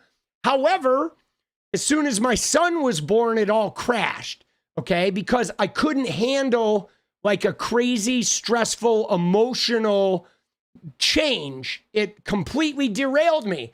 So shortly after my son was born, I fell apart and I went back to doing cocaine, okay? Not around him, but when he was at his mom's house, I was just out of my head, okay? Now, the next thing, though, is then I went to AA, okay? And then I did the 12-step, okay? Now, the 12-step was really great for me. It was like life-changing, okay? Like I said, I made up my own higher power. I didn't use God, because God is, you know, like the Christian God is just toxic, right? Retribution, threats, you know, burning in hell, all this crazy shit. It's just a totally, if you look at the Christian God, it's an abusive overlord is what it is. It's a terrible fucking religion, okay? It's like, that's why so many of the people in it are so fucked up, okay? Because it's so abusive. It festers. Like, abusive men function great inside Christianity, because Christianity is an abusive fucking life system, okay? It's a horribly abusive, like, authoritarian type of control, right? Now, so then, anyway, so I wasn't gonna, like, become this Christian. But I did the prayer. I did the 12-step work with my own deity, okay? And I got sober. However, guys, here's what I want to share with you, okay? What I want to share with you is this, is for me, guys, the AA and the 12 steps was just a starting point, okay? Dude, yeah, Natasha, I'm sorry. I'm just getting rid of you. I appreciate you. You're probably a nice person, but I'm not going to listen to you talk about slaves to sin and all that shit. Dude, this is not a religious channel. Fuck off. All right? We love you and appreciate you, but respectfully get your fucking Jesus shit out of my fucking chat. All right? Later! Bye-bye! All right. Thank you very much. All right? I'm not here to be proselytized about some self-shaming fucking, oh, sinner. Oh, I'm so bad. I'm born so bad. Oh, please. Oh, please. Abusive authoritarian God. Slavery, like, okay, God, please come save me. No, fuck off me. All right, but anyway, back to reality, okay, outside of this religious nonsense. All right, you ready? So for me, guys, the 12th step was life-changing, okay? It got me free from alcohol and drugs, okay? Now, when I say free, I mean, like, it wasn't like I just wasn't doing alcohol and drugs. It was that I no longer desired to do them, okay? I didn't desire. I didn't even think about doing it. It's like the 12 steps removed the desire to do it. It, like, freed me from the addiction. However, it was a starting point, guys, okay? Because here's the problem. The problem is once I got rid of that desire and once the 12-step liberated me from the addiction, I had other addictions to cigarettes and caffeine, and I was still like, I don't know, I had a lot of very big emotions that I didn't know how to handle, okay? Like rage and anger. I had a whole bunch of shit. Like the shit that made me become an addict in the first place was still operating in me. I had merely liberated myself from the desire to cover it up with drugs and alcohol. And that's when I went to therapy. I went to therapy. I did Vipassana meditation. I studied for a while. I did EMDR therapy, and I did years of therapy. And then I quit smoking cigarettes 3 years in. I quit drinking caffeine 4 years in. And then through therapy, I was able to heal the wounds that made me desire to escape in the first place. So then, not only was I free of like my addictive impulse, but now I was free of the haunting traumas that had made me seek to cover up the pain in the first place. And that was when I really started changing as a fucking person. You know what I mean? Was like, then I learned how to like manage my emotions, and I learned how to not just stay sober, but I learned how to like live sober and how to become a really effective and powerful person sober, where I could like, you know, I used to have to get fucked up to dance, and now I can dance sober. Okay. I used to not be able to emotionally connect with people, and now I can really deeply emotionally connect, and I can be vulnerable and like, but all of that was beyond the AA. Like I wouldn't have got that just from going to AA and getting sober. Like I had to do that sort of deeper work beyond it, you know what I mean? And so I think, right? I think that, you know, I think 12 steps or smart recovery, whatever program you do, is great to get sober. I think once you do get sober and you get free from that addictive like grind, I think it's really good to then get into some type of long-term therapy and start treating that underlying shit, you know, because that underlying shit is really, you know, I guess is really complicated, because, you know, it's real easy to just replace shit, you know, and believe me, as somebody who went into AA, there are a lot of people that go through AA and they get off the drugs and alcohol, but they just kind of replace shit. And then they're still sort of stuck in a cycle of just trying to stay sober. And that was my thing is I didn't want to just be in a cycle of forever trying to stay sober. I wanted to alleviate my addiction. And then I wanted to be able to live a full and expansive life to where I wasn't trying to avoid the life I was living anymore, you know? And I think that's a really big part of the process, you know, for me. Now, everybody's going to have different things that they want out of sobriety, but I wanted more than just staying sober, you know? Yeah, painkillers are tough. You know what I mean? Painkillers are a tough one. You know, but so that's my little sober story. All right.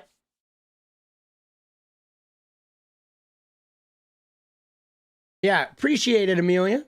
Right? It's can I explain EMDR more? I mean, not really. I mean, you kind of have to do it.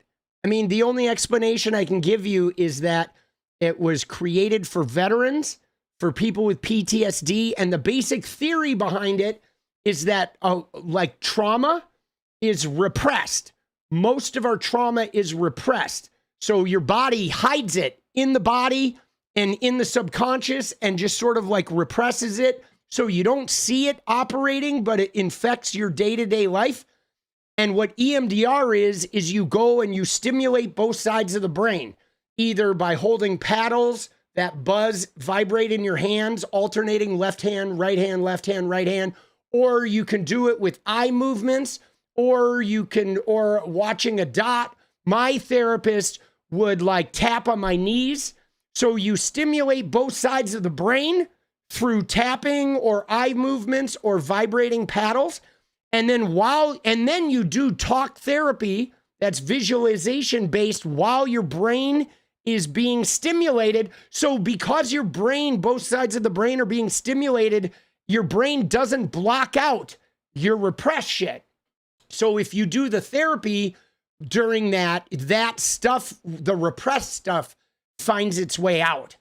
And then you go through this process where, you know, you re-experience the sensations that happened when you were traumatized. You could have the same smells, hear the sounds. I would feel the itchy wool blanket that I used to lay under when I was in like first grade. It's pretty wild. I mean, it's pretty otherworldly to experience. And then like for me, what happened is I went back to those traumatic moments and then I experienced the fear and the horror of those moments. And I would like scream out and wail, you know, like years of repressed, like emotional pain that came out. But then after that shit comes out, you reprogram yourself to like, you process it in a way that it's like its hold on you is gone forever. Okay. It's like really powerful. So the way that my therapist described it that I thought was pretty accurate was like when you get traumatized, what happens is it's like somebody takes a watermelon of trauma and they throw it against your brain and it just shatters. And all the little pieces of watermelon end up in different parts of your brain. And those little pieces of watermelon become a part of your regular reactionary process. You don't even know they're there, but they're affecting all of your interactions and the way you relate to the world. And then what EMDR does is it goes and finds all the pieces of the watermelon and it takes it off your brain and puts it back on the watermelon. So then eventually you have those like fused trauma bits that have been removed from your day-to-day process. So like these self-destructive tendencies or these negative thought patterns that were a result of my trauma, they're literally just gone, right? And then you reprocess your trauma in a way that makes you truly free of it, okay? It's really wild. And now my thing after experiencing it is I do believe that in general, the act of living as a human being in the modern world is traumatizing to our brains and our bodies and our psyches. And I think EMDR is like the radiator cleanse of the automotive of our mind. So I think realistically, every human being should do EMDR, you know, probably in their late 20s and maybe in their early 40s, you know, just to clear out all of the trauma. Like, it's very traumatic growing up, becoming an adult, leaving home, going through your 20s. I think if we all did EMDR, like, you know, as teenagers, and then maybe in our 30s and then in our 40s, I think we'd have a better human race for sure. Because a lot of us are just engaged in a lot of trauma, you know, like we're all really heavily affected by years and years and years of trauma that we aren't even aware is like fucking us off the whole time. You know, it would be great for cops to do it, soldiers. DBT, yeah, DBT is really good, can be good too. You know, I knew a girl with a really big anxiety disorder who did DBT. I've never done that, but I did regular therapy, and then I did Vipassana meditation, and then I did EMDR. I did EMDR for like 3 years, guys. I did a lot of EMDR, three years of it. But you know, it's good shit. I can say that EMDR was like extraordinarily life-changing, because the thing that's really hard about the trauma is most human beings just bury it. Okay. We have to, that's how we survive, guys. So we fucking, you know what I'm saying? Like we take trauma and we just repress it so we can survive. And you know, EMDR is the most effective tool I've ever encountered for permanently eradicating that repressed shit. You know what I'm saying? It's just deer. I use deer as an example because the thing that's really interesting, if you look at a deer, right? You know why they say deer in the headlights? Why deer in the headlights, they freeze up or whatever. So deer are really interesting because they after they have a traumatic, like near miss, if a deer almost gets eaten or if it almost gets hit by a car, it goes off into the woods and it tremors, okay? It shakes its body and it like shakes the traumatic experience out of its body, okay? And you can do that too. There's a thing, Jenny she is trained in a thing called Fitzmaurice voice, which is tremoring. And there's tremoring that you can do with the human body to eradicate shit. And because we store our trauma just from, you know, somebody being mean to us at work or at school or the parental regret, even if it's not crazy shit like abuse, all of the little wounds we have, we store in our bodies. And so you can meditate, or you can tremor, or you can do tapping to get that shit out. I mean, one of the things that I do is I see massage therapists like pretty regularly. Like now that I'm finally like making a living, I see a massage therapist every 1 to 2 weeks. Okay. Every 1 to 2 weeks, just to get like, you know, being a political commentator, like my life is filled, like I am immersed in trauma. Whether it's, you know, being at the center of a large chat or being on Twitter or being involved in political discourse or what have you. So I go and get that shit out of my body like all the time. You know what I'm saying? And there's a lot of ways you can do it. You can do it with massage, right? There's tapping, there's tremoring, there's like yoga, you know, Bikram or, you know, Kundalini yoga or Hatha yoga. There's all kinds of yoga disciplines. You can meditate. But I think getting it out of your physical body is really important. And EMDR is great at getting it out of your mental part of your body and some of it out of your physical body too. Like EMDR will bring up physical symptoms. Like I remember for me, you ready for this? Let me just share this with you.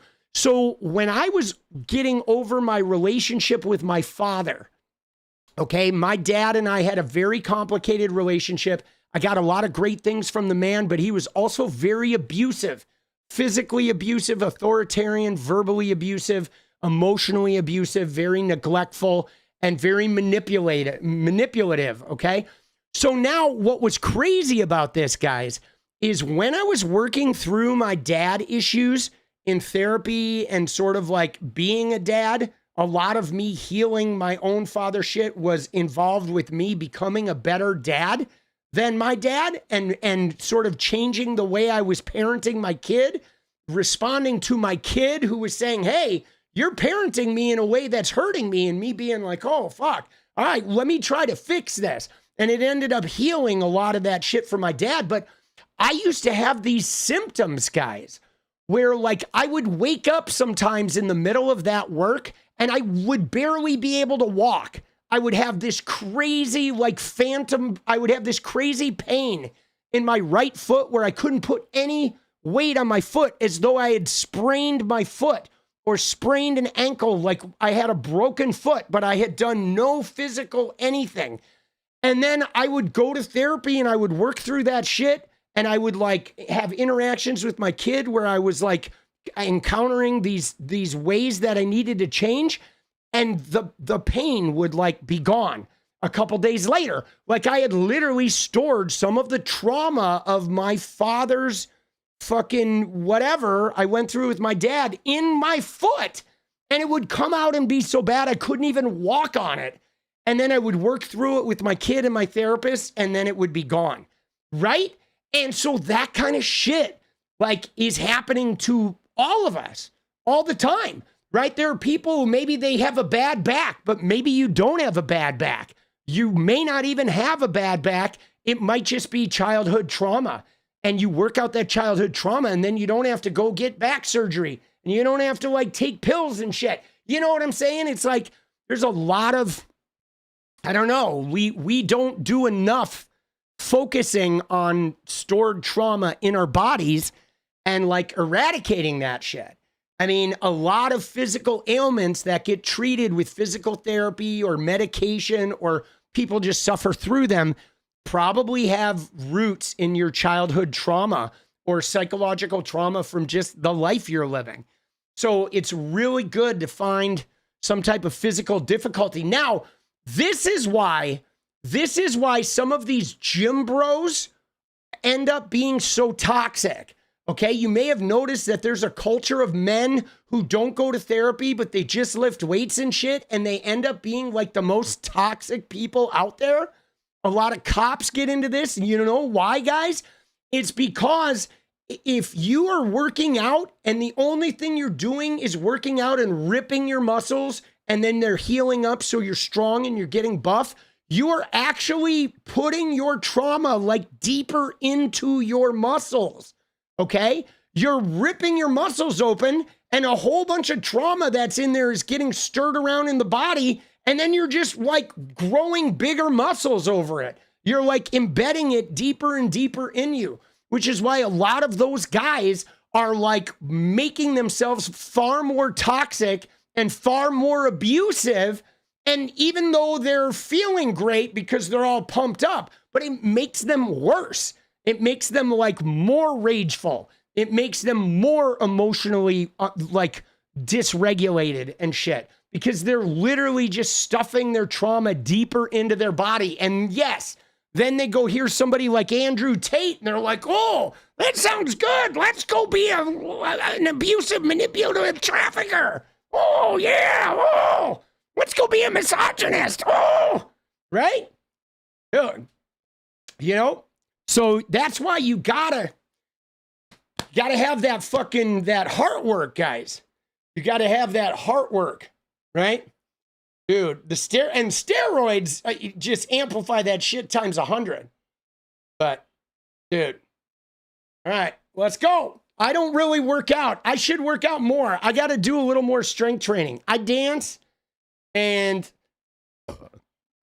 I try to have an active, libido, right? And I dance, and I go to a lot of massage.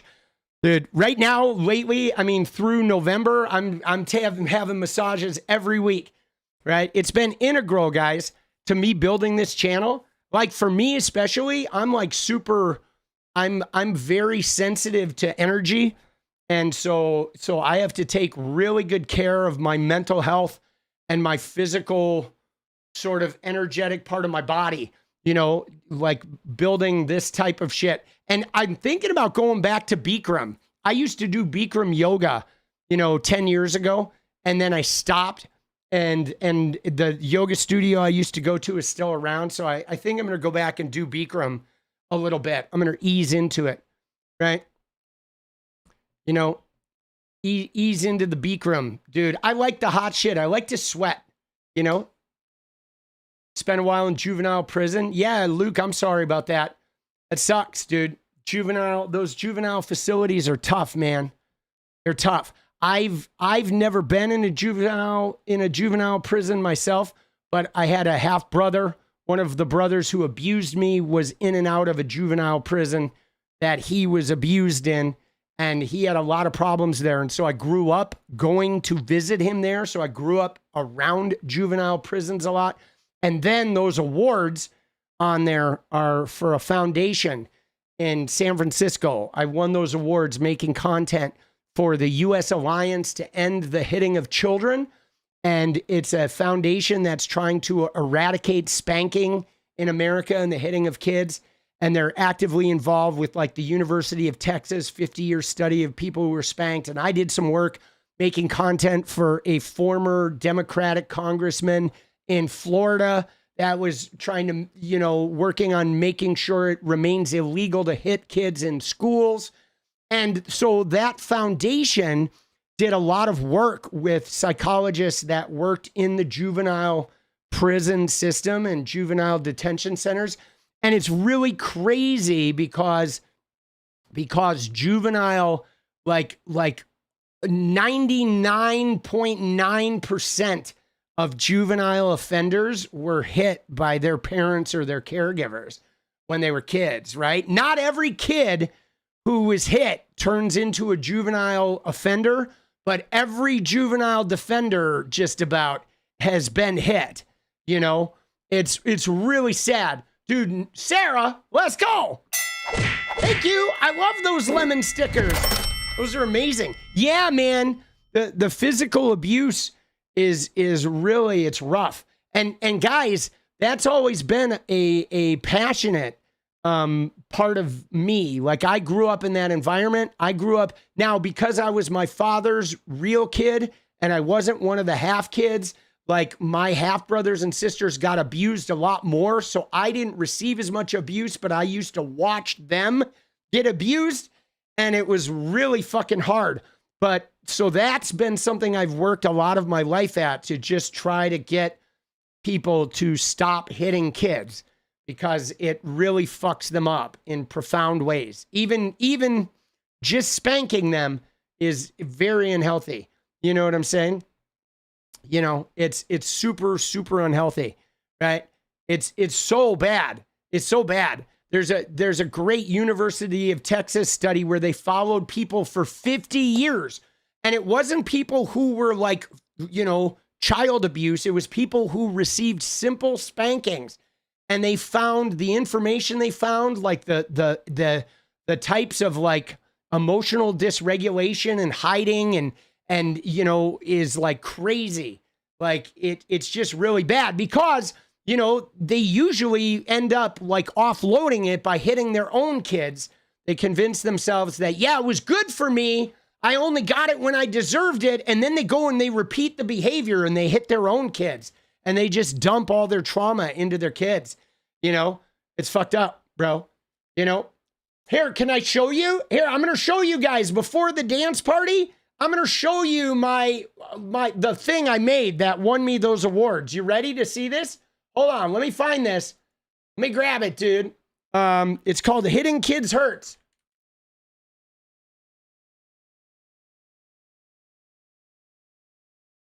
Ready? Here, I'm going to show you.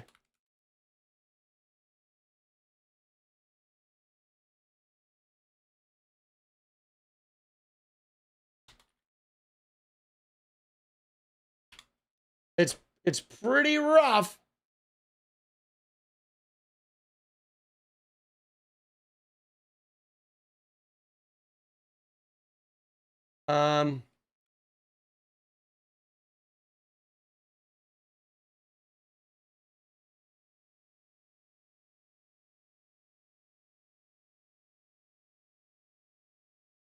Let me find it. All right, yeah, here we go.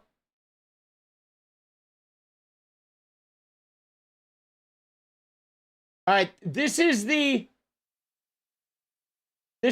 early version. I'm not sure what version this is. This may be this one is from an old Vimeo page. Is when it was called Discipline at Work. But anyway, you'll get the gist of it. All right, here we go. You ready? All right, watch. This was something I made in like, dude, let's go, Amelia. Appreciate you. I made this in, I want to say this was probably like 2015. It's like 10 years ago, right? But anyway, so the situation is like kids getting hit at school. So my take was like what it would be like if adults were getting hit at work, okay?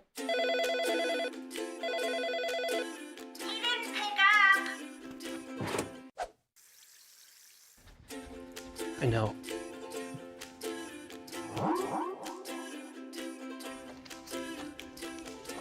He hasn't turned it in.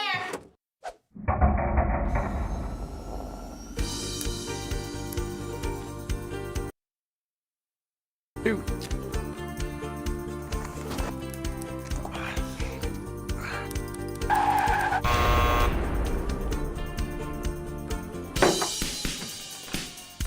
Come here! For some kids, this is the office they go to every day. Don't you ever do this again! I hope you know how valuable you are to us. This is for your own good.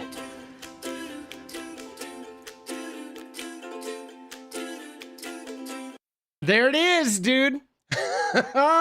Oh, shit. Dude. Yeah. Yeah. I mean, it sort of like fucking sells it, doesn't it? Right? And so that won me a couple of little awardee awards.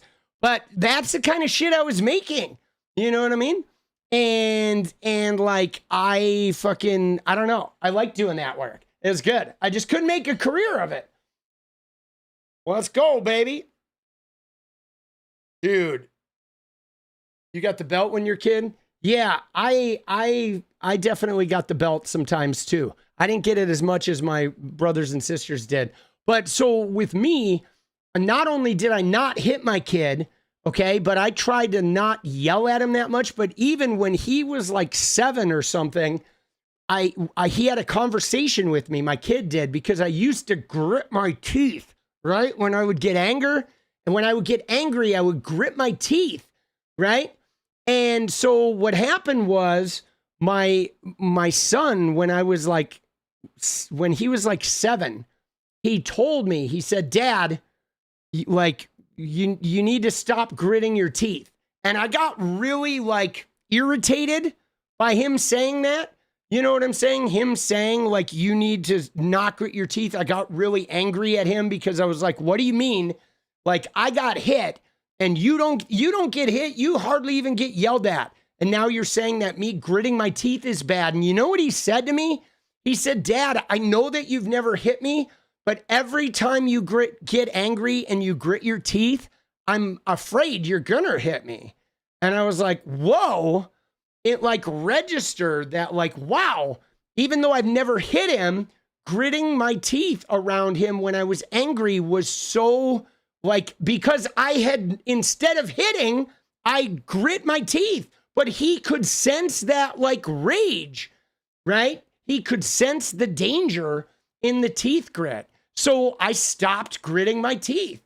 You know, I worked with my therapist and I eliminated it.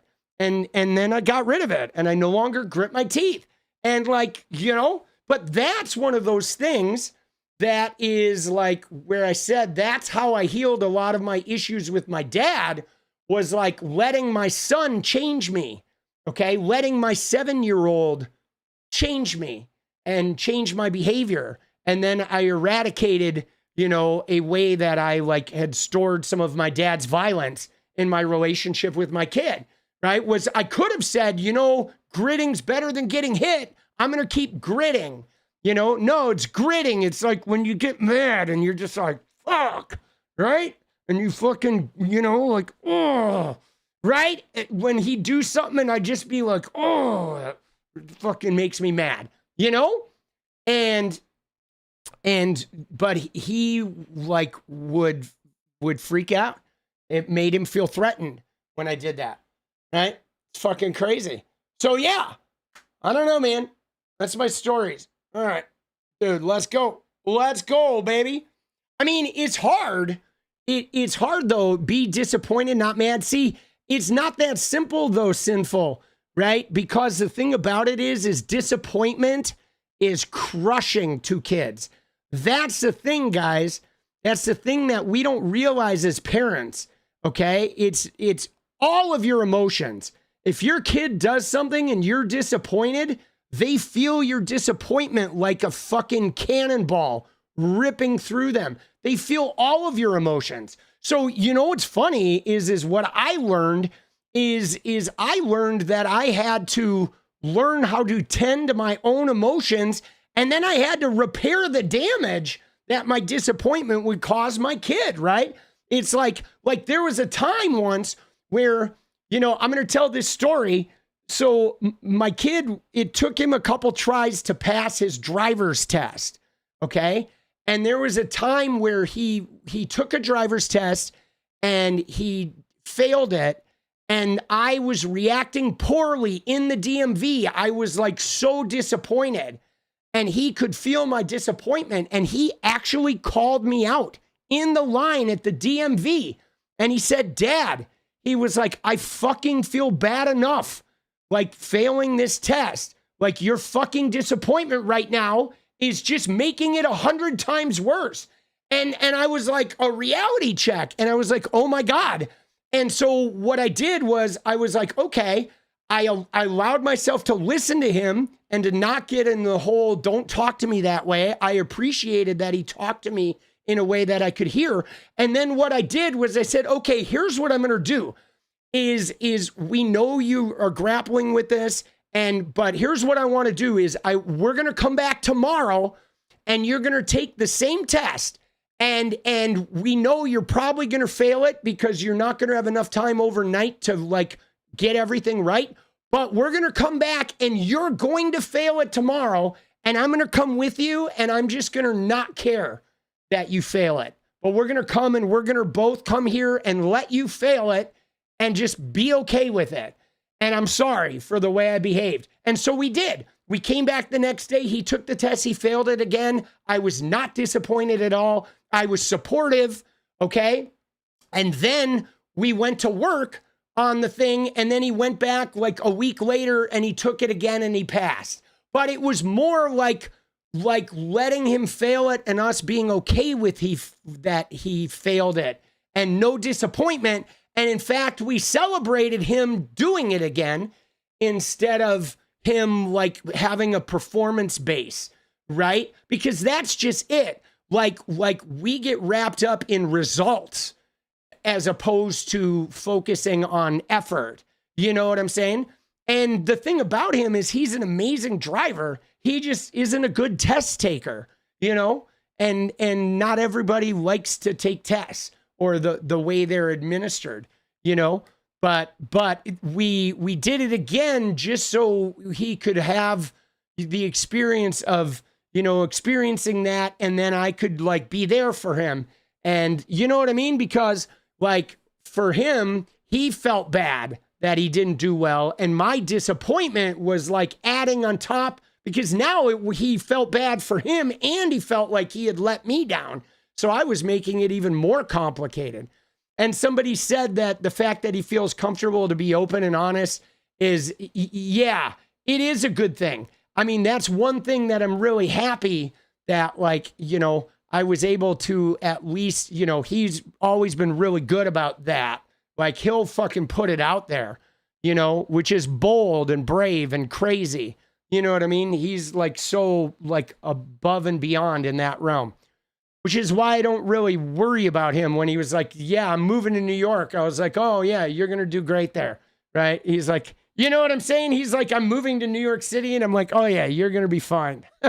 You're good. You're like, I have no worries. You are going to be like aces, you know? Cause he's just got that thing, dude. He's got that bold, right?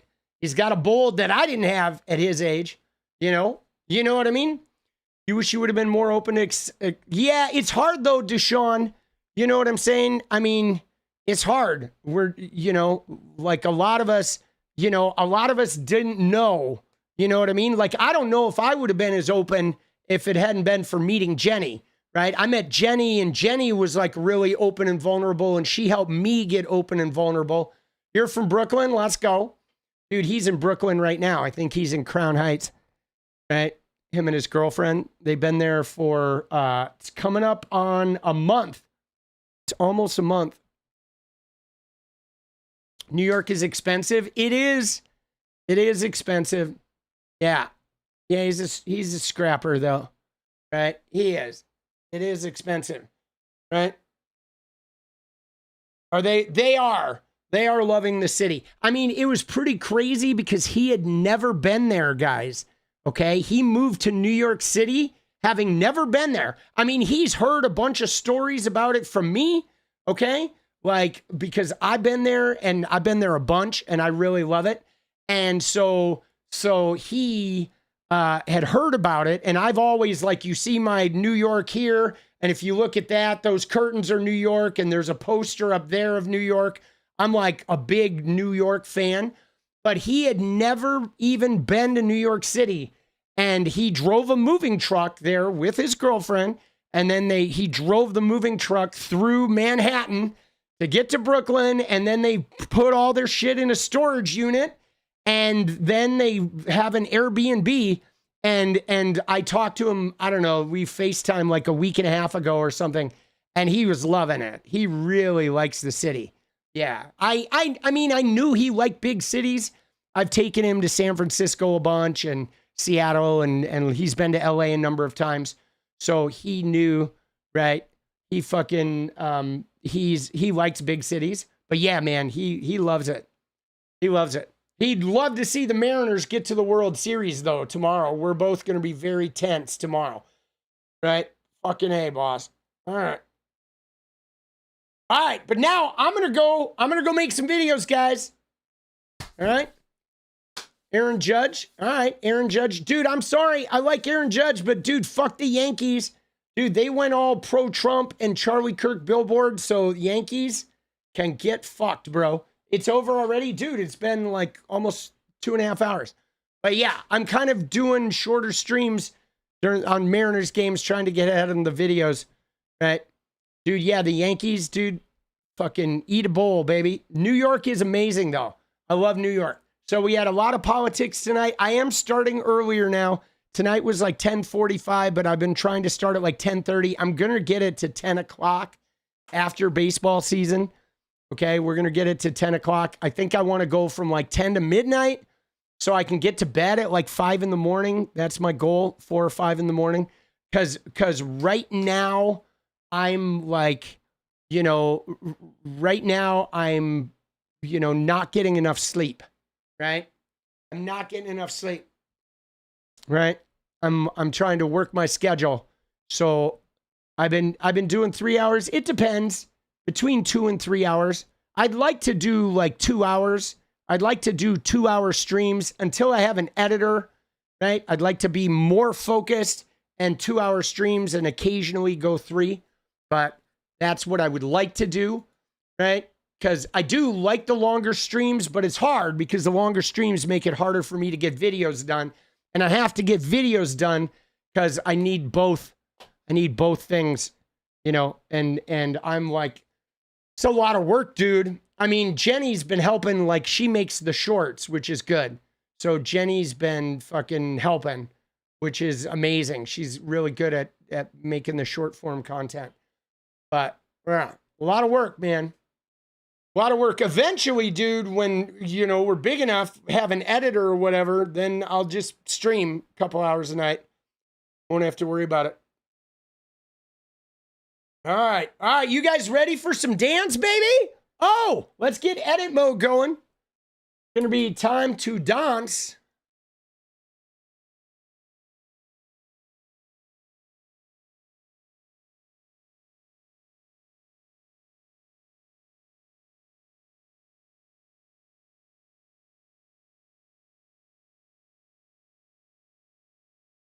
Let's go.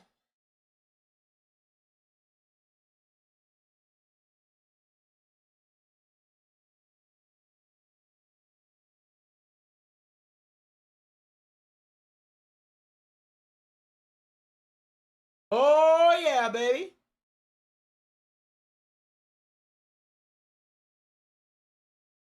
Let's go, baby. Dude, I will be taking a couple days off around Thanksgiving. Jenny and I go to the beach every Thanksgiving. So during Thanksgiving, I will be taking off a couple days, right, for sure. And you know, then no stream for probably like 2 or 3 days, right? Every Thanksgiving and then every like Memorial Day. Those are the 2 times that we always go to the beach, right?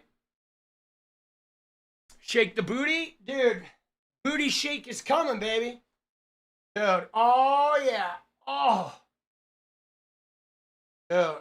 Oh, feels good to stretch, dude. Dude, tonight was one of those nights. You know what's funny? Tonight was one of those nights where you could tell after the No Kings and after the big emotional event, we sort of went on a tangent. I noticed that, guys. Like every 10 days to 2 weeks, we have a stream where I feel like all the Trumpy shit just builds up and we end up talking about like child abuse or like trauma or like getting healthy, getting sober. You know what I mean? Like it feels like every 10 days to 2 weeks, we just have a couple of hours where we have to talk about like staying fucking sane, you know? And I think it's probably going to be like that through the rest of the fucking Trump ad, man. You know, where you just gotta like, you gotta make sure we're addressing how we fucking take care of ourselves. You know? You know what I mean?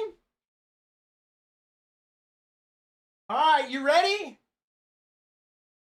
Oh, dude, I can tell you this. After this, I'm going to do probably 20 minutes of stretching. All right, that's what I'm going to do. All right, here we go, baby. Let's go. Let's get it. Little deja vu. Oh!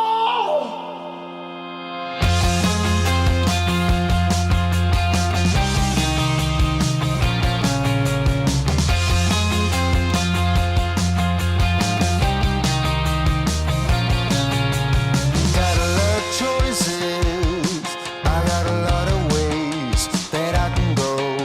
I hear a lot of voices. They have a lot to say, but I don't know. Been here before. Yeah, I do recognize the tiny of this marble floor, and I don't need my eyes to see what Let's go, Luke! behind that wooden door. A little deja vu, I'm gonna get it right.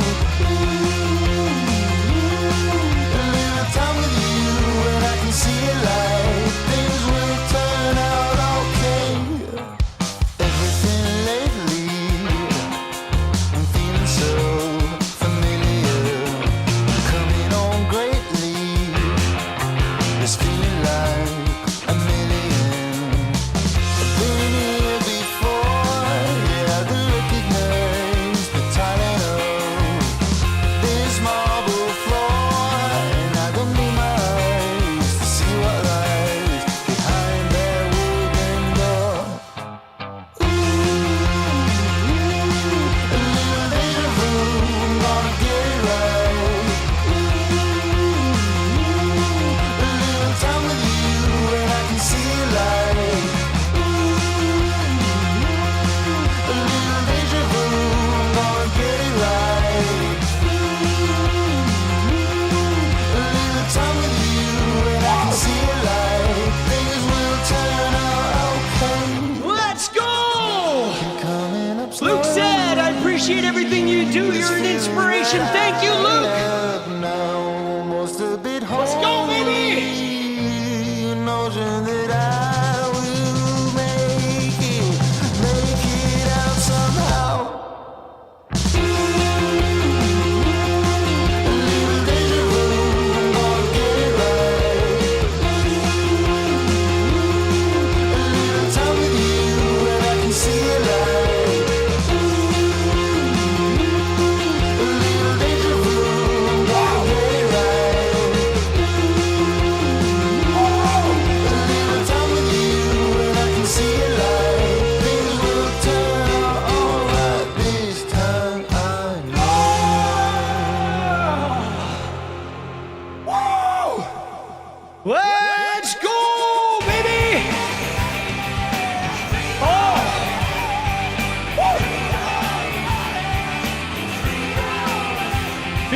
spirited, baby.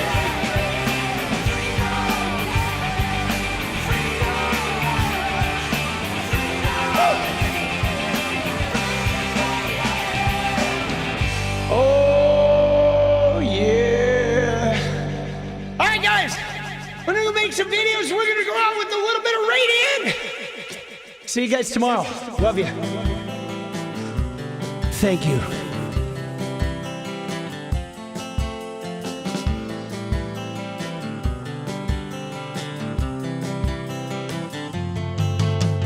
Hey, I just want to change the world.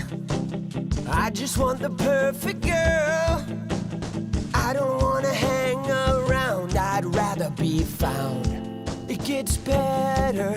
I wonder my pleasure together. Everyone's waiting, anticipating.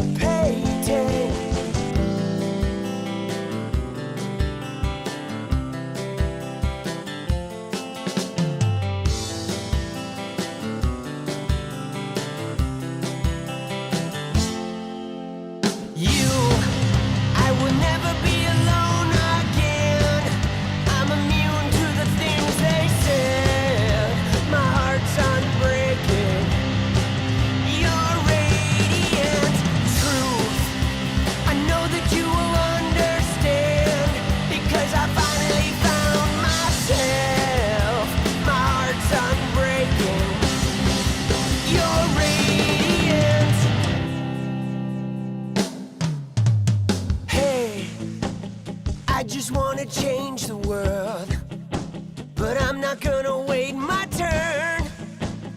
I don't ever want to come down. I'd rather be found. It gets better. I wonder my pleasure together. Everyone's waiting, anticipating.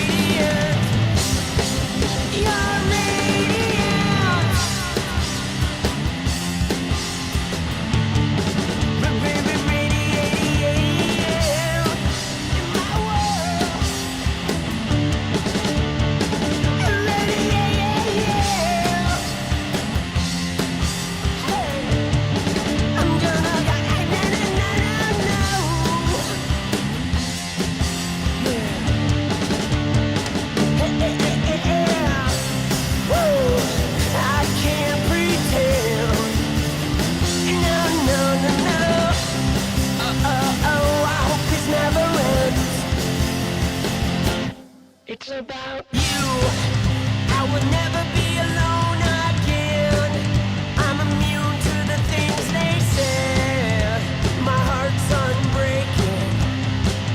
You're radiant truth. I know that you will understand, because I finally found myself. My heart's unbreaking. You're radiant. You're radiant.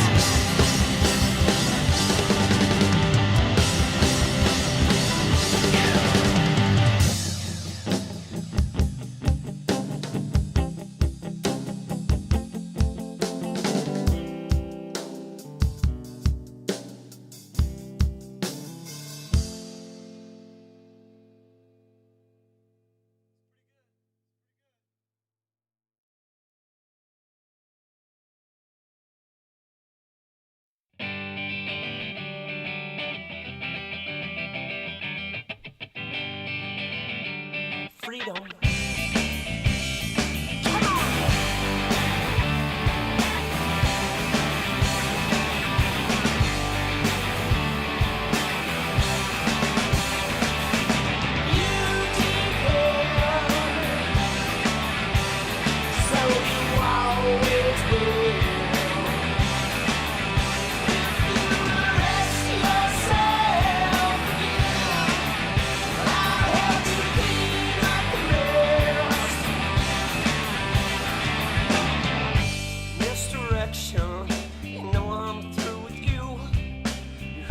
my obsessions, always jumping through.